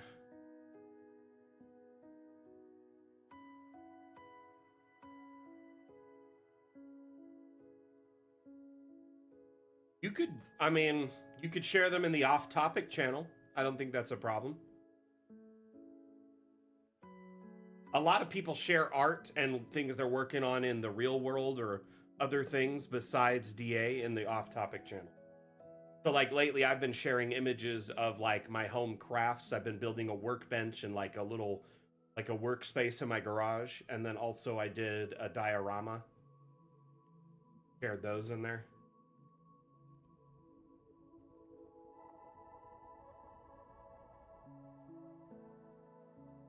As long as it's family friendly, you can share it there. I mean, Hero Forge is directly linked to Dungeon Alchemist, so I don't think it's a problem really.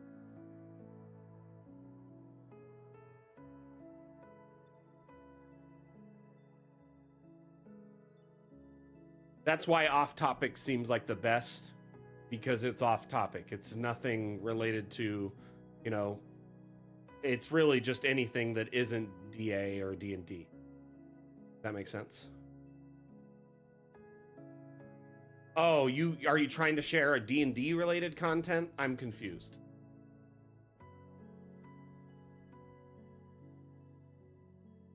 Either way, there's people who share their tokens that they paint and like terrain all the time in there. All the time that stuff's shared in there in off topic.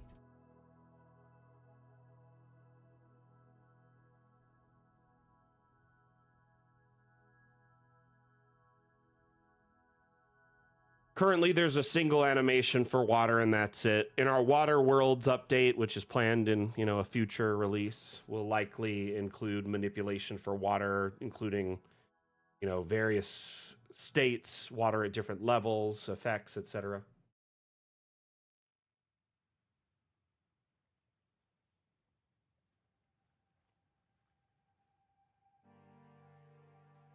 Listen, the off-topic section is constantly sharing not Dungeon Alchemist, but D&D related content.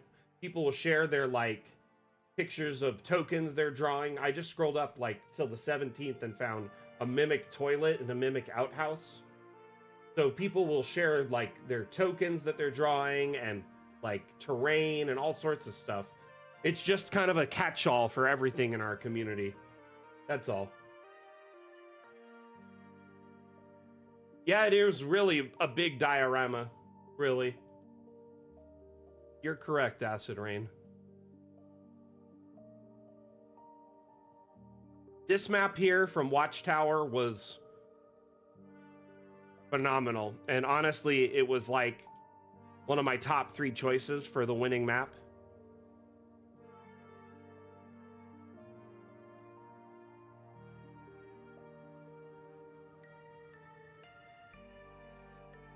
I loved that instead of a skyscraper, you had a ground scraper. The Untower, as it's called.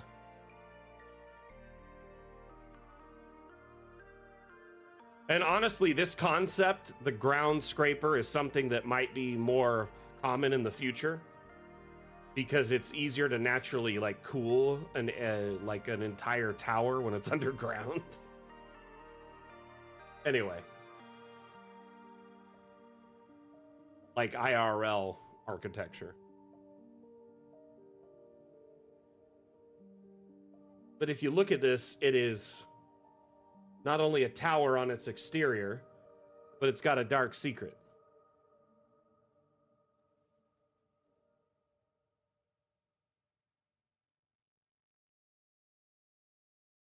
Acid Rain, if you go to view, you can disable natural animations.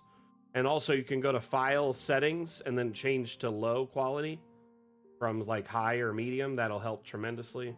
If you're at a higher resolution, like say a 2K or 4K, you can reduce to like 1920 by 1080, squeeze out some extra frames. This one was definitely a heavy contender for winner.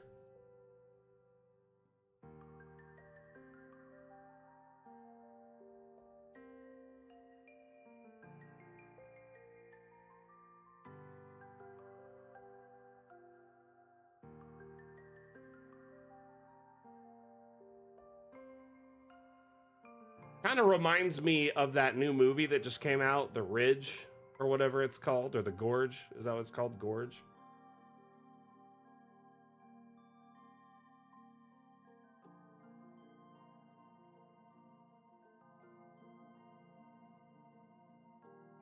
Remember, Acid Rain, when you load up the map, go into settings and then exit settings. It might help you a lot as well. Squeeze out a few more frames because of that bug that I mentioned earlier.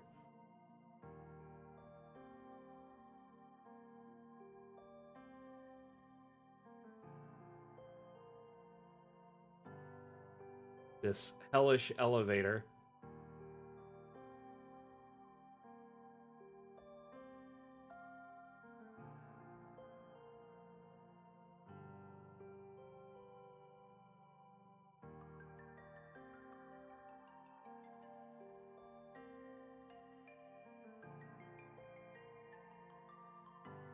Yeah, it seems it's kind of hard to make rooms work in a tower effectively. You got to get really creative with the space.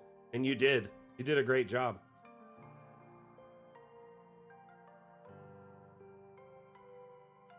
What do you mean it doesn't work in game?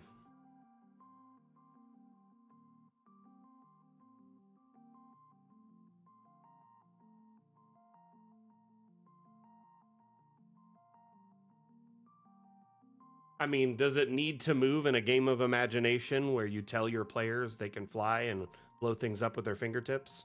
Just tell them it moves, my friend.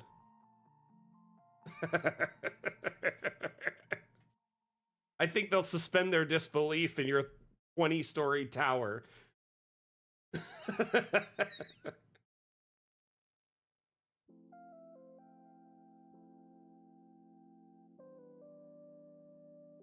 Y'all crack me up sometimes.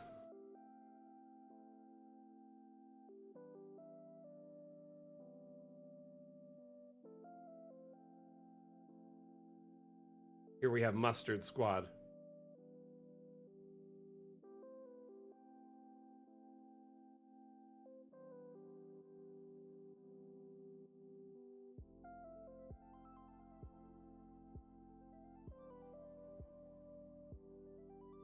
Still looks cool. Watchtower. I think it's amazing. Regardless if the elevator is functional or not. You also could just put an out of order sign on the elevator.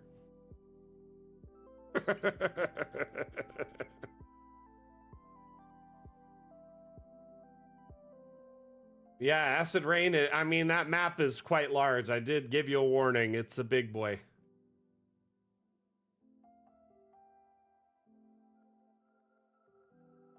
Escalator temporarily out of order, or temporarily stairs. Right? When an escalator is out of order, it's just a staircase. Unless, of course, it was like frozen at a weird interval where the stair was like not right at the bottom. Sorry for the convenience.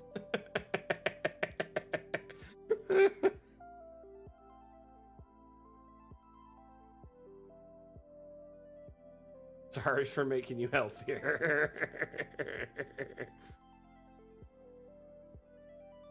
How long did you put into this map, Watchtower? It's a masterpiece for sure. Blue Mage, do you want to message me? I don't know. The auto mods gets kind of it does it on itself. I don't know what it's blocking, to be honest with you. But there's a Twitch mod that's like does its own thing, and then we also have our chat bot, which is designed to catch certain words. You don't care anymore? Well, if you wanted to DM me what you were trying to say, I might be able to discern it, but it likely is Twitch just auto modding it. It's not me, if anything, or Atlam. I'll let you know that. We're not doing it.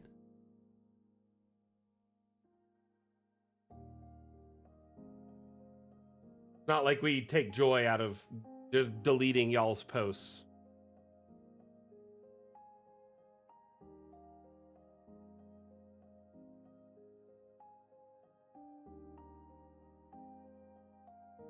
I really love where you could see down below in these gaps to the various floors.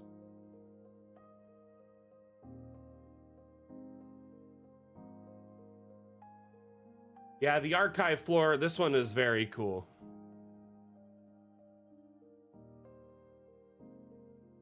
Particularly the shaping of the floor.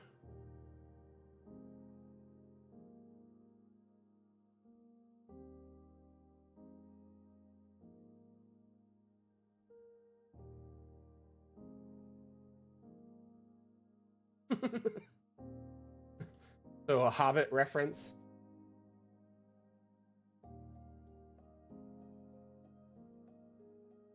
And the light will show the keyhole. Man, think about Durin.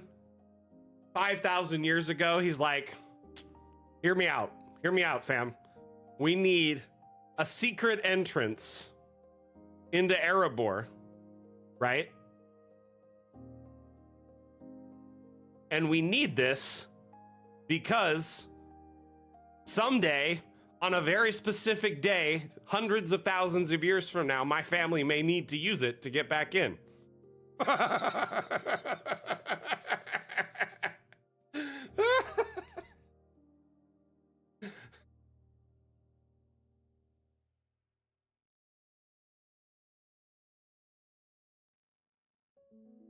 Like,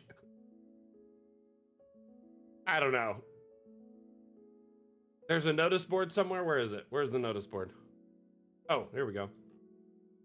Ink delivery delayed. If you must reuse ledger, scrape the names thoroughly or they will return. Is that what you're talking about? Oh, here we go.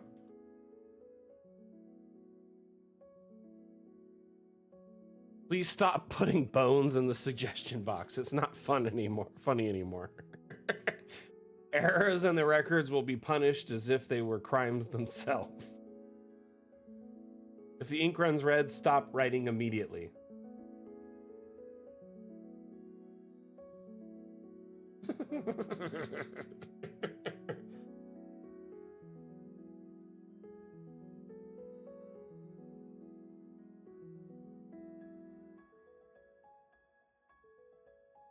Effective immediately, all records of prisoner 428A are to be kept sealed. Any reference in conversation would be treated as subversion.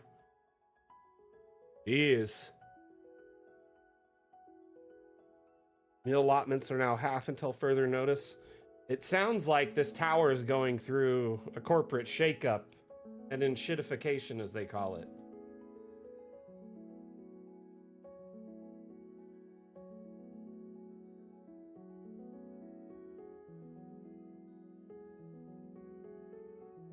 They took away the donuts in the break room, and I said nothing. Then they cut our meal allotment by half.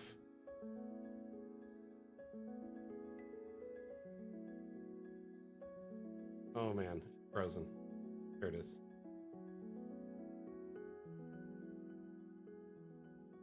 Watchtower, how is I see this. Is this the puzzle here?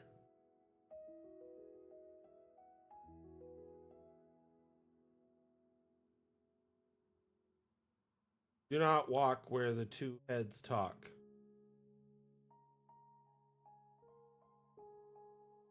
Mort. You just walk through where you don't see two faces intersect.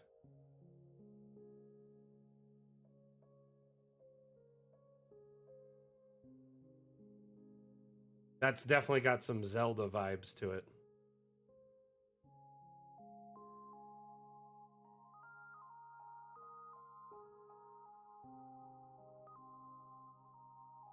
I mean, you do realize your players won't be seeing that terrain outside of that wall. So it's really only annoying to us as DMs at the end of the day.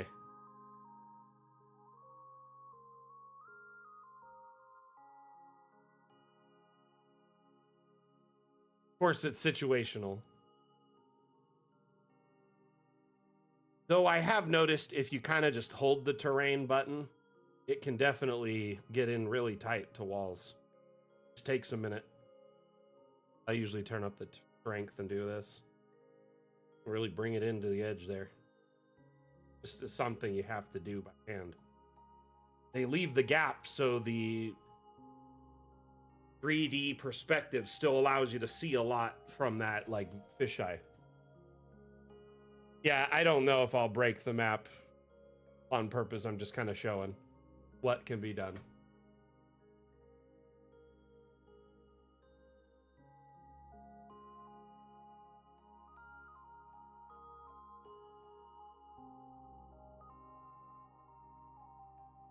But like I counter that here, like Random Ladybird, there's no need for the players to see the terrain outside of this space. I could just turn it off, but the realistic point of it is to showcase from the exterior how it's a tower melded into the wall. I'm just saying their line of sight will never allow them to see this.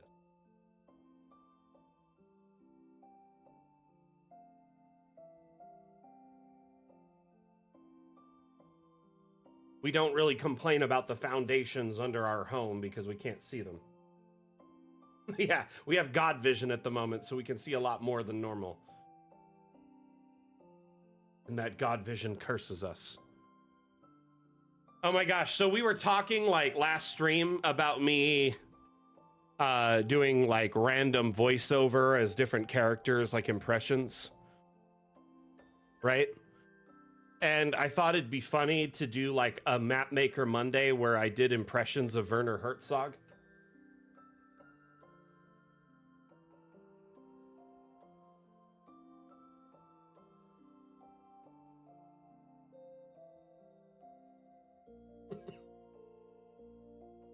But I started like writing up phrases that I thought Werner Herzog would say if he was doing a map making stream, a cartography stream for Dungeon Alchemist.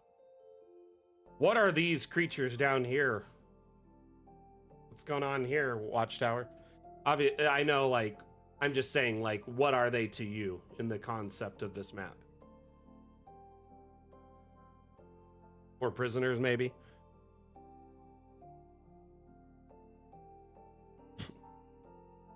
Here, let me see if I can try this. One might assume that Drawing dungeons for imaginary dragons is an act of futility, but here futility itself becomes the art form. Hold on, let me see. I got some written down.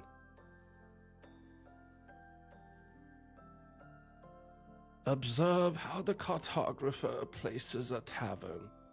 It is a place of gathering, but also a place where secrets ferment into inevitable tragedy.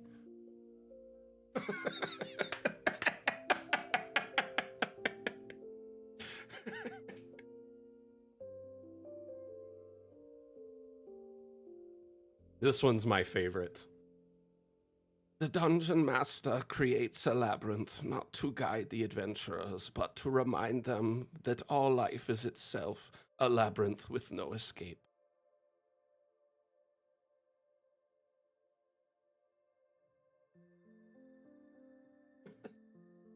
Almost David Attenborough. I need to work on it. It's hard for me to do it when I'm wearing headphones. I can't hear myself as much, so I have to pull one ear off, but then I'm listening to music. Oh, falling.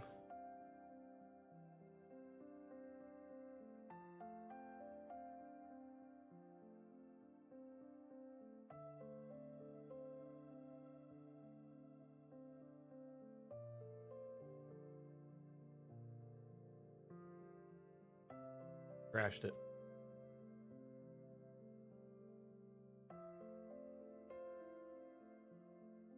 I had one like that, actually. Hold on.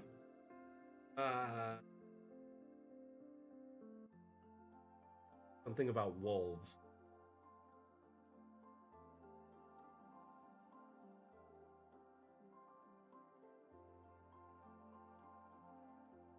In this virtual world, forests are placed with a click, yet in them lurks the same terror of wolves, both real and imagined.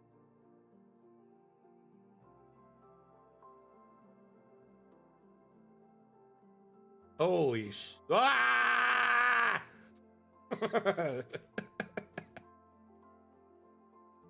That's terrifying. Great job, Watchtower. On to the next map, sadly.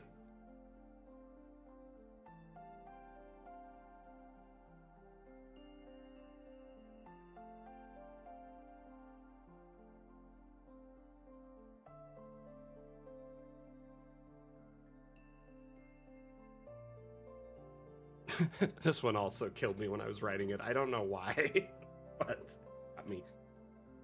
See this small village on the edge of a river. Its people do not exist, but already their taxes are unbearable.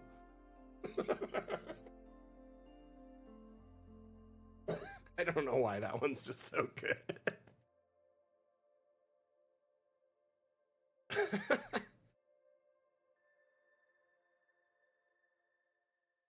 Yeah, I know. It's hard because I don't know what I sound like right now, and I probably sound like Dookie over the stream. I need to practice his voice more.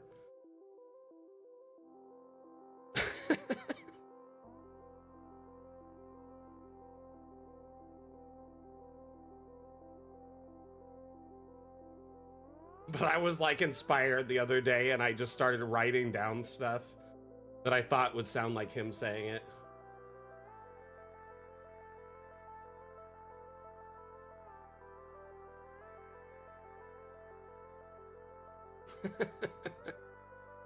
Honestly, I mean, sometimes less is more. Like one time, Geronimo won with a map that was like 5x5. It was tiny. You remember that one, Geronimo? Your wizard study?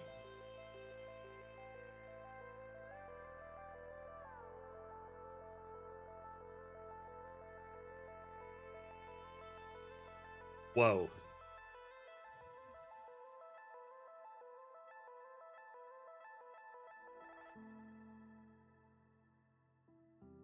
A map of any size can win. It's not a...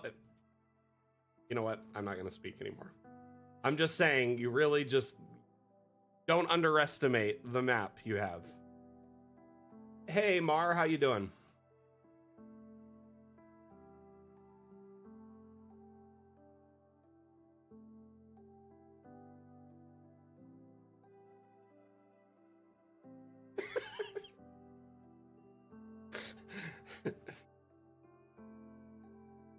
Cartography for tabletop games is an absurd attempt to control chaos. A square here, a hallway there, but the chaos always wins. Honestly, I need to write down like a ton of phrases and just... It is very easy to build a map. Lizzie, how are there 9 floors? I mean, you just keep adding rooms on top of rooms, Lizzie. When you want to go up, you add rooms above a room. And when you want to go down, you go down. You can keep building up or down as long as your computer can handle it. So remember, this little up and down arrow here is important.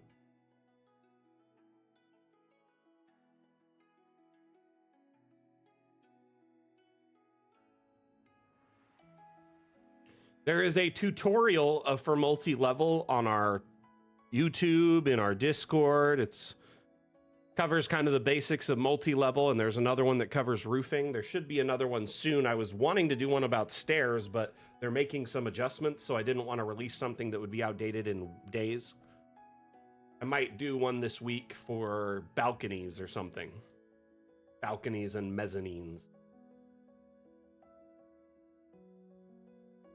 I think if you just search Wizard Study, you can probably find it.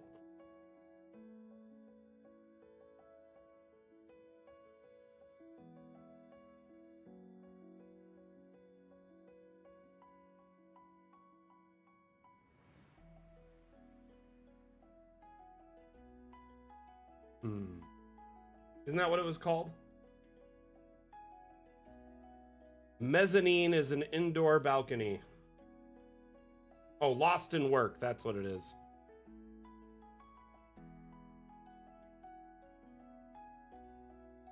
This one right there. 6x8. Well, 4x6. I don't know which one it is.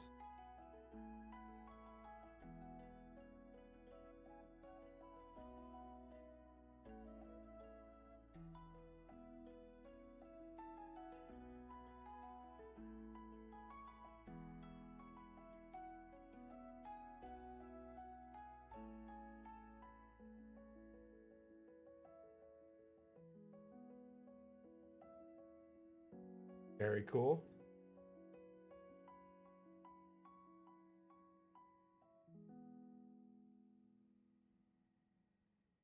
So a mezzanine is a balcony inside of a room.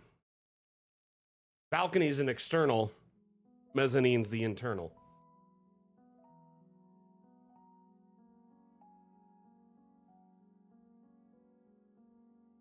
Essentially, it's a balcony inside.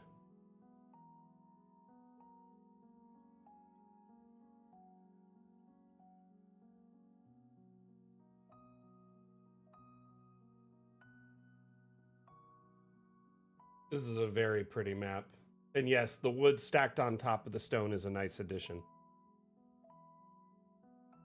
Yeah, it was back before DA had a lot of stuff in it that it, didn't have back in the day, like collision toggles and the ability to move objects up and down and all sorts of stuff. A lot's changed.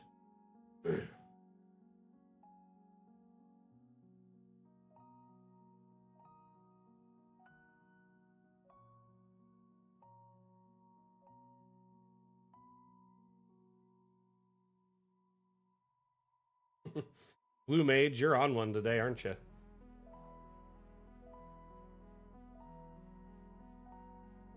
Oh man, it's changed so much, Anani.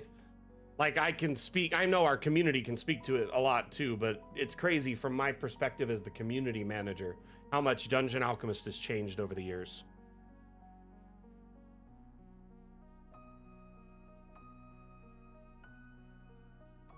Okay, we got 2 left and then we're gonna wrap it up.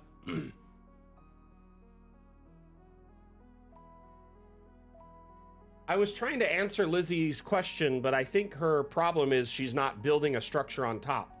So when she gets to floor 3, she has to put another room on top of that one and keep going up. The tutorial for multi-level, which we shared across all our social media and is available in our Discord and our YouTube, should cover that.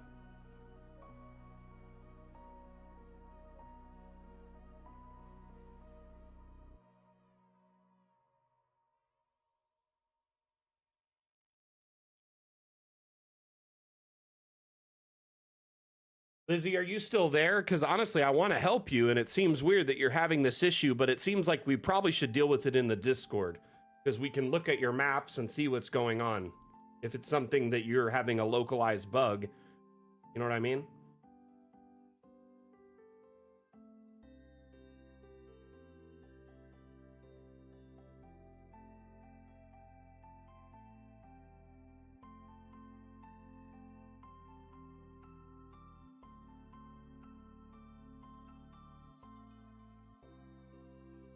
Lots of objects.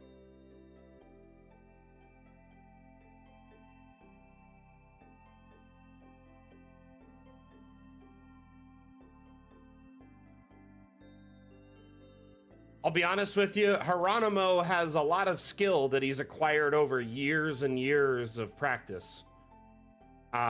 It's not something that most can just immediately imitate overnight. You know, it takes some practice and some time. That being said, this build definitely looks like a lot of hand-placed objects, like hundreds of hand-placed objects.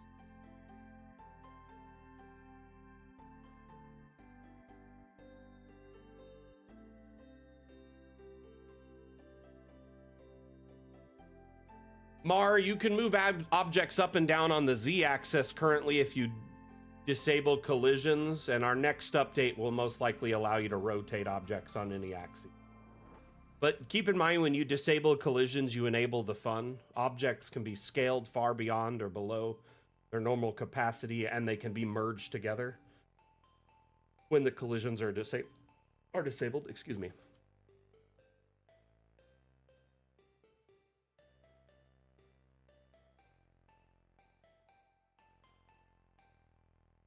Right, Anani? Say no to the item police. Disable collisions today. But this is just tons of detritus on top of a regular floor. Like you see here, there is a floor underneath it.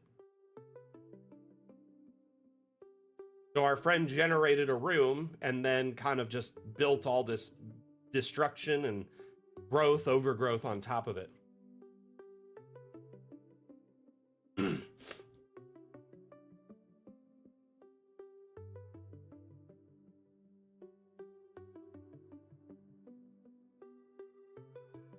And he used the multi-floor structure to allow him to build up more easily in these spaces. Notice where it's really square and articulate, that's flooring from another level. Some of it is emptied and he just kind of left it blank or put in some wood lattices and detritus.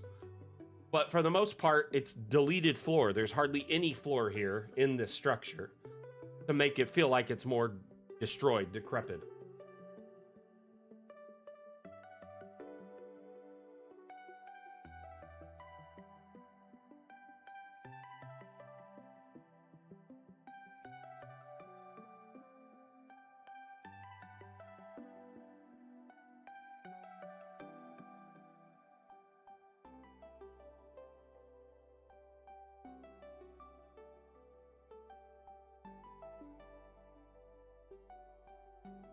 This looks really, really, really, really good, though. Hieronymo, you did amazing work on this, my friend. You can see, like, these are all freestanding walls, so he put these in by hand. These are not... Some of them are regular walls. When you try to grab it, if it doesn't grab it, that's a regular wall. But these ones here on these angles are definitely freestanding. Very cool.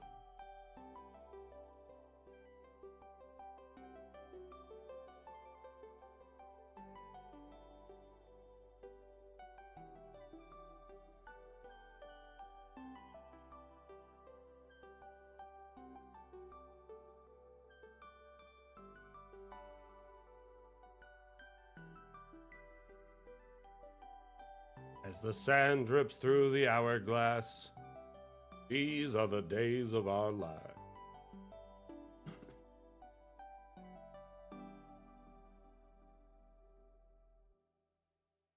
It is a scenic map, for sure. Very well done, my friend. I love, too, that like some bandits or some kobolds or goblins could move in here, call it home. You know, clean it up a bit, set up a watch, some camps. You need a random generator for your map. When you generate the environment or generate rooms, they randomly fill and kind of, they use our proprietary environment or room generation AI to automatically fill the space. By the way, when I say AI, I just want to clarify that Dungeon Alchemist AI is nothing like, you know, ChatGPT or Midjourney, anything like your next gen generative AI. It's last gen procedural based AI that was programmed entirely in house, and all the art that's used in it was made by our talented team of artists who we love, respect, and also, you know, pay accordingly. So at no point did we scrape public data, art, maps, or anything to train our AI, and we are very proud of that. Dungeon Alchemist AI is ethical from top to bottom, and because it's designed to be for map making, it really excels at what it does.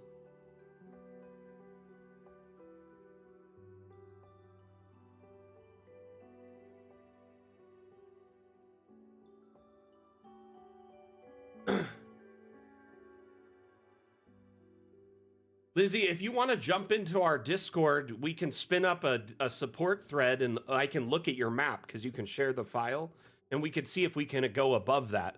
But to be honest with you, Lizzie, it's really very straightforward to make a map beyond 3 levels. You just keep stacking rooms on top of the other rooms. So if you push the up arrow and then build a room, push the up arrow again, build a room, it'll keep allowing you to go up. One moment. I've got one map left to show, and then I'll show you how to do that, Lizzie. This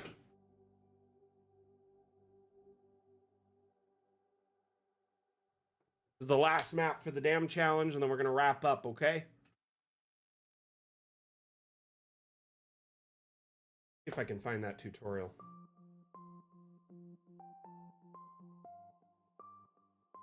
A 37th floor on your map? You want me to crash the stream? Sure.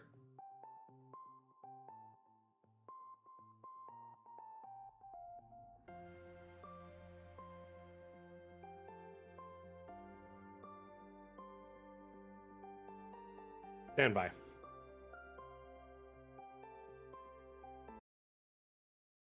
Should be able to hear this, okay? And see this.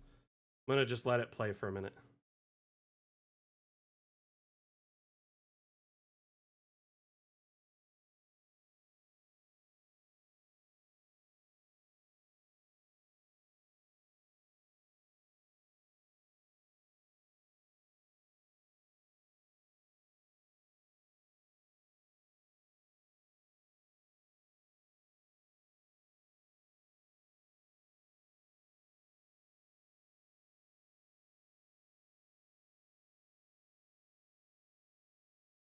Are you not hearing it at all? Weird. Huh. No sound? Let me see what I can do to fix that.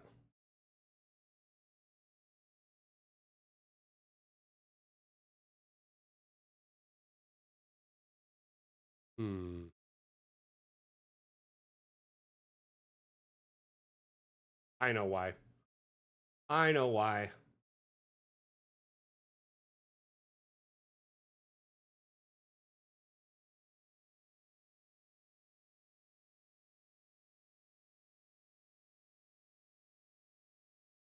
Stand by.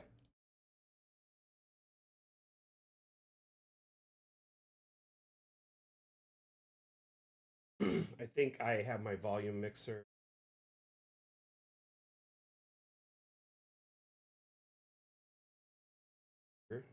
At.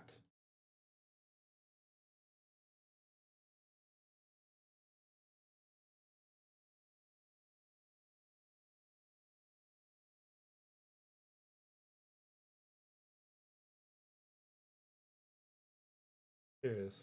Okay, let's try it. This should work. In the latest Dungeon Alchemist update, we've added multi-level building. We wanted this new feature to feel familiar and easy to use, so we made it as simple as placing one room on top of another. To begin, open the Draw Room tool, select a room type, and lay out your floor plan. Then generate the room to create the first floor. To change floors, locate the level widget in the top right and click the up arrow or the plus key on your keyboard. This moves you to the next level above and displays the default roofing for that room. To build a second floor, Hey, this draw guy a sounds new room familiar. directly over the first. This automatically removes the roofing and replaces it with a room. Remember, you can shape and adjust the floor plan as needed before generating it. To build underground, use the down arrow or minus key. Note, underground levels are only available in terrain-based biomes. Now, you can build as high as you like or as deep underground as your system allows.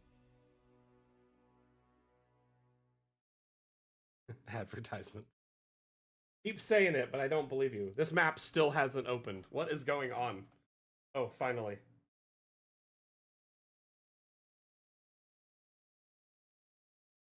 That's just my normal voice. Is this my voice?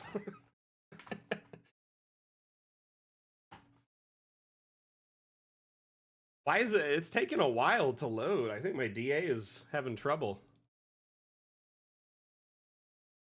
Honestly, when Linux people say, hey, if you're having trouble with Windows, just switch to Linux, I feel like that's such a oversimplification and like such an obtuse way to look at things.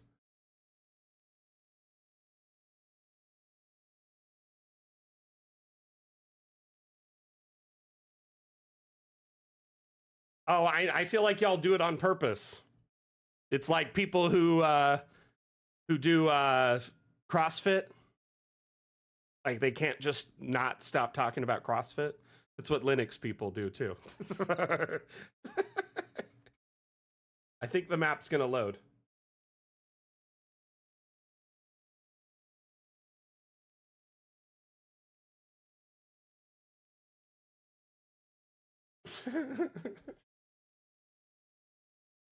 Blue Mage, what'd you do to my computer?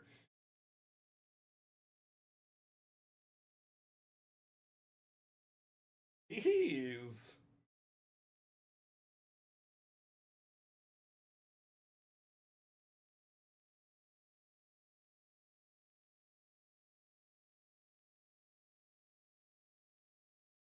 You see this thing turning? It's so slow. Like the hour hand on a clock.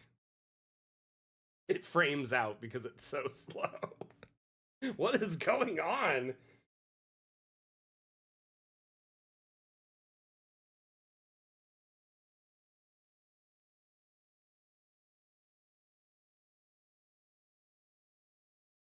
Hmm.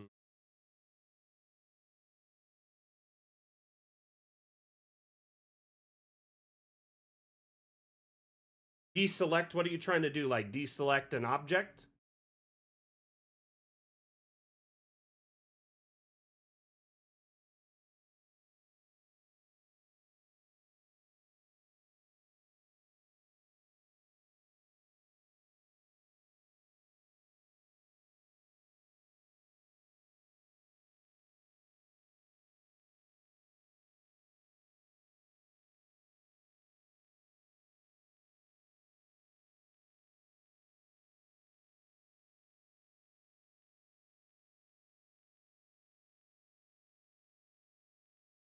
Well,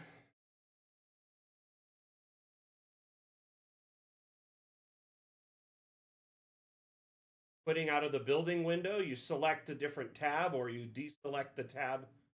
But yeah, escape should back out of that. You might be frozen.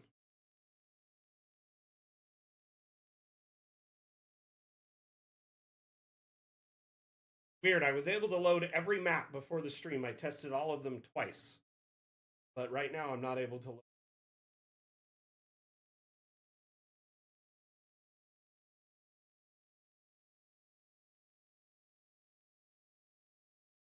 Blue Mage, I'm gonna keep trying.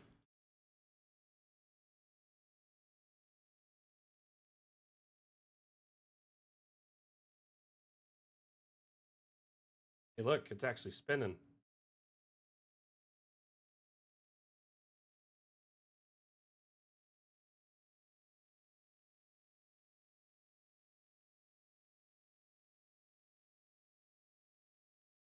Acid Rain, I'm trying to troubleshoot this map that I'm dealing with right now.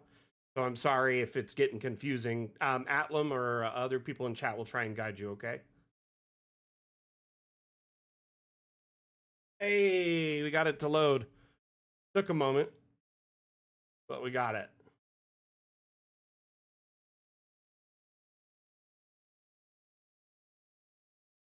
I love this little bump out in the bridge, first off. That's great. And then the little moat has a vibe.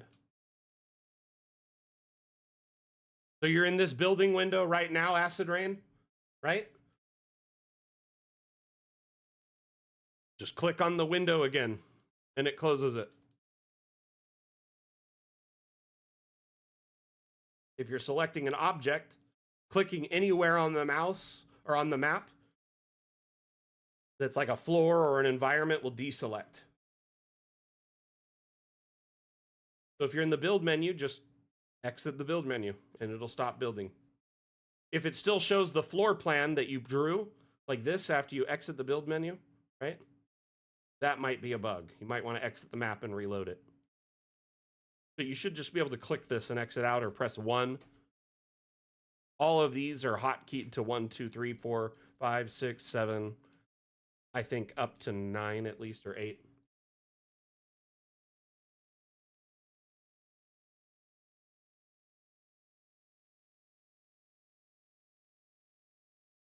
First off, Blue Mage, let's take a look at the entire scope of what we got here. So there's nothing underground. We're gonna go all the way to the top. So our friend Blue Mage here made a map with kind of a treehouse vibe, treehouse tower vibe. That's what I'm getting from it.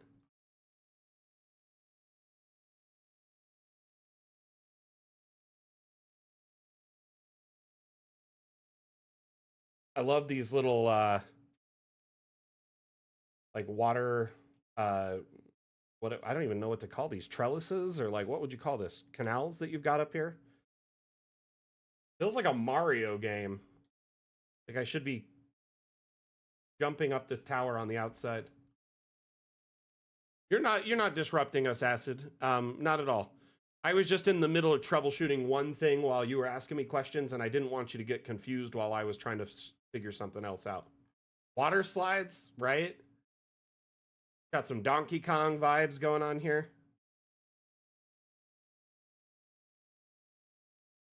Blue Mage, honestly, decoration isn't super critical. I mean, the mouse, the map looks really good. The exterior especially looks really on point.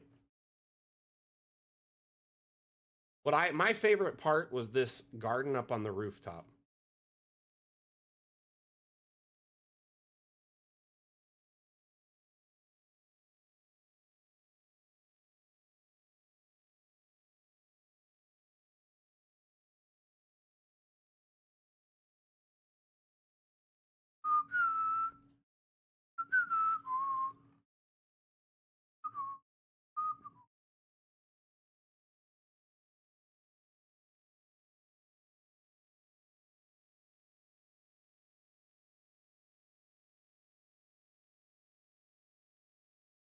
Blue Mage, I get it. I'm the same way. One thing I do to combat, oh my gosh, that cat is huge. One thing I do to combat that is I'll often like work on small areas of the map at a time and move around instead of staying on one spot. And then I shift around kind of like, you know, like I'm essentially like a hand on a clock shifting around and doing all these different things. And then I come back to one and get back on that task again.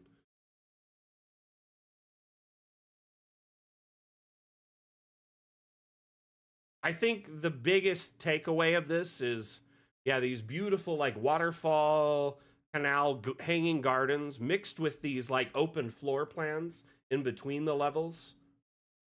It kind of gives this tree house or like Swiss Family Robinson vibe.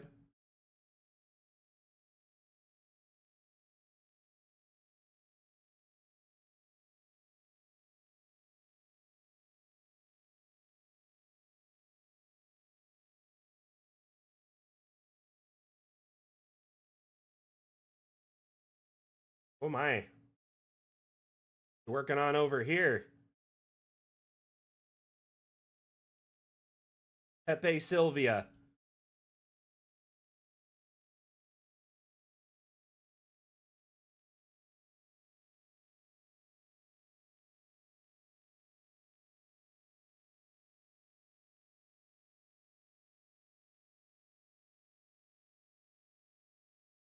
I like this room here, the little experiment room.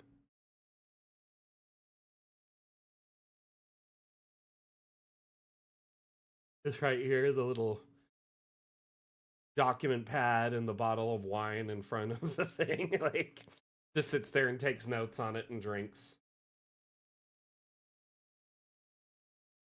The library was really cool with all the fun shapes.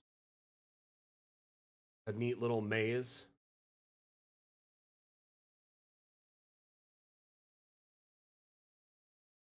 Oh, Lizzie, I'm sorry. Yeah, no, you could definitely, you can go as high or as low as your computer will allow.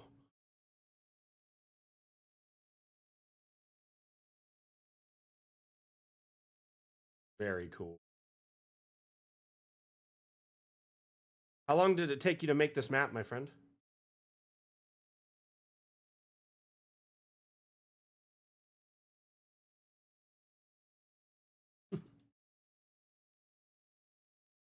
All the dioramas in here. Those chocobos?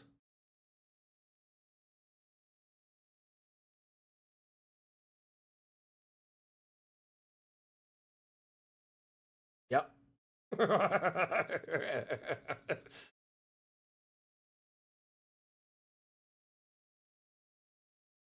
Rock'em Sock'em Robots. That one's cool.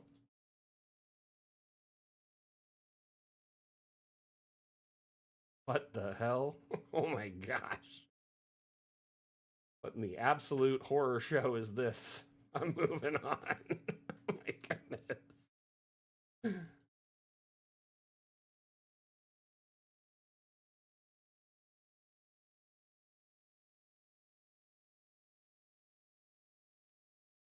Oh man, mini connected poles on the boxing ring would have been great. But this looks really good already.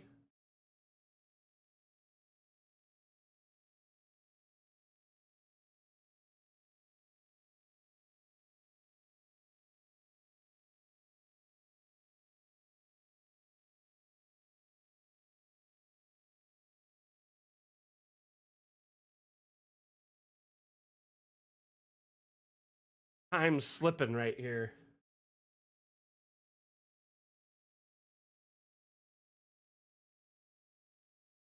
Got some Mario. Got the turtles, a mushroom, jumping. Yep, that's definitely Mario. Flag at the end.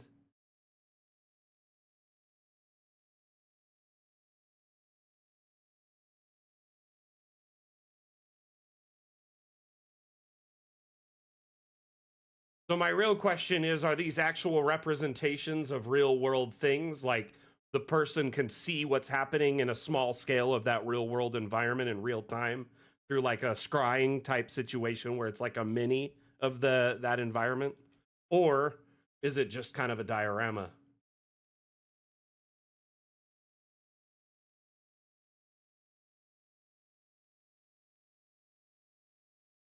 Just one of the wizard's hobbies. I could see it being like he's scrying on a whole neighborhood, but they're represented as a miniature in his lab or whatever, in his arcane study. So like he's watching the bar from whatever his favorite tavern from home and can see all the people there doing whatever this Gith Yankee is doing.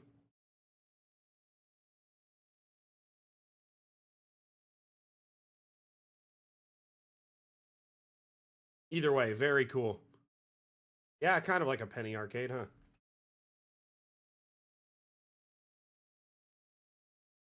That waterfall coming over the ledge there is beautiful.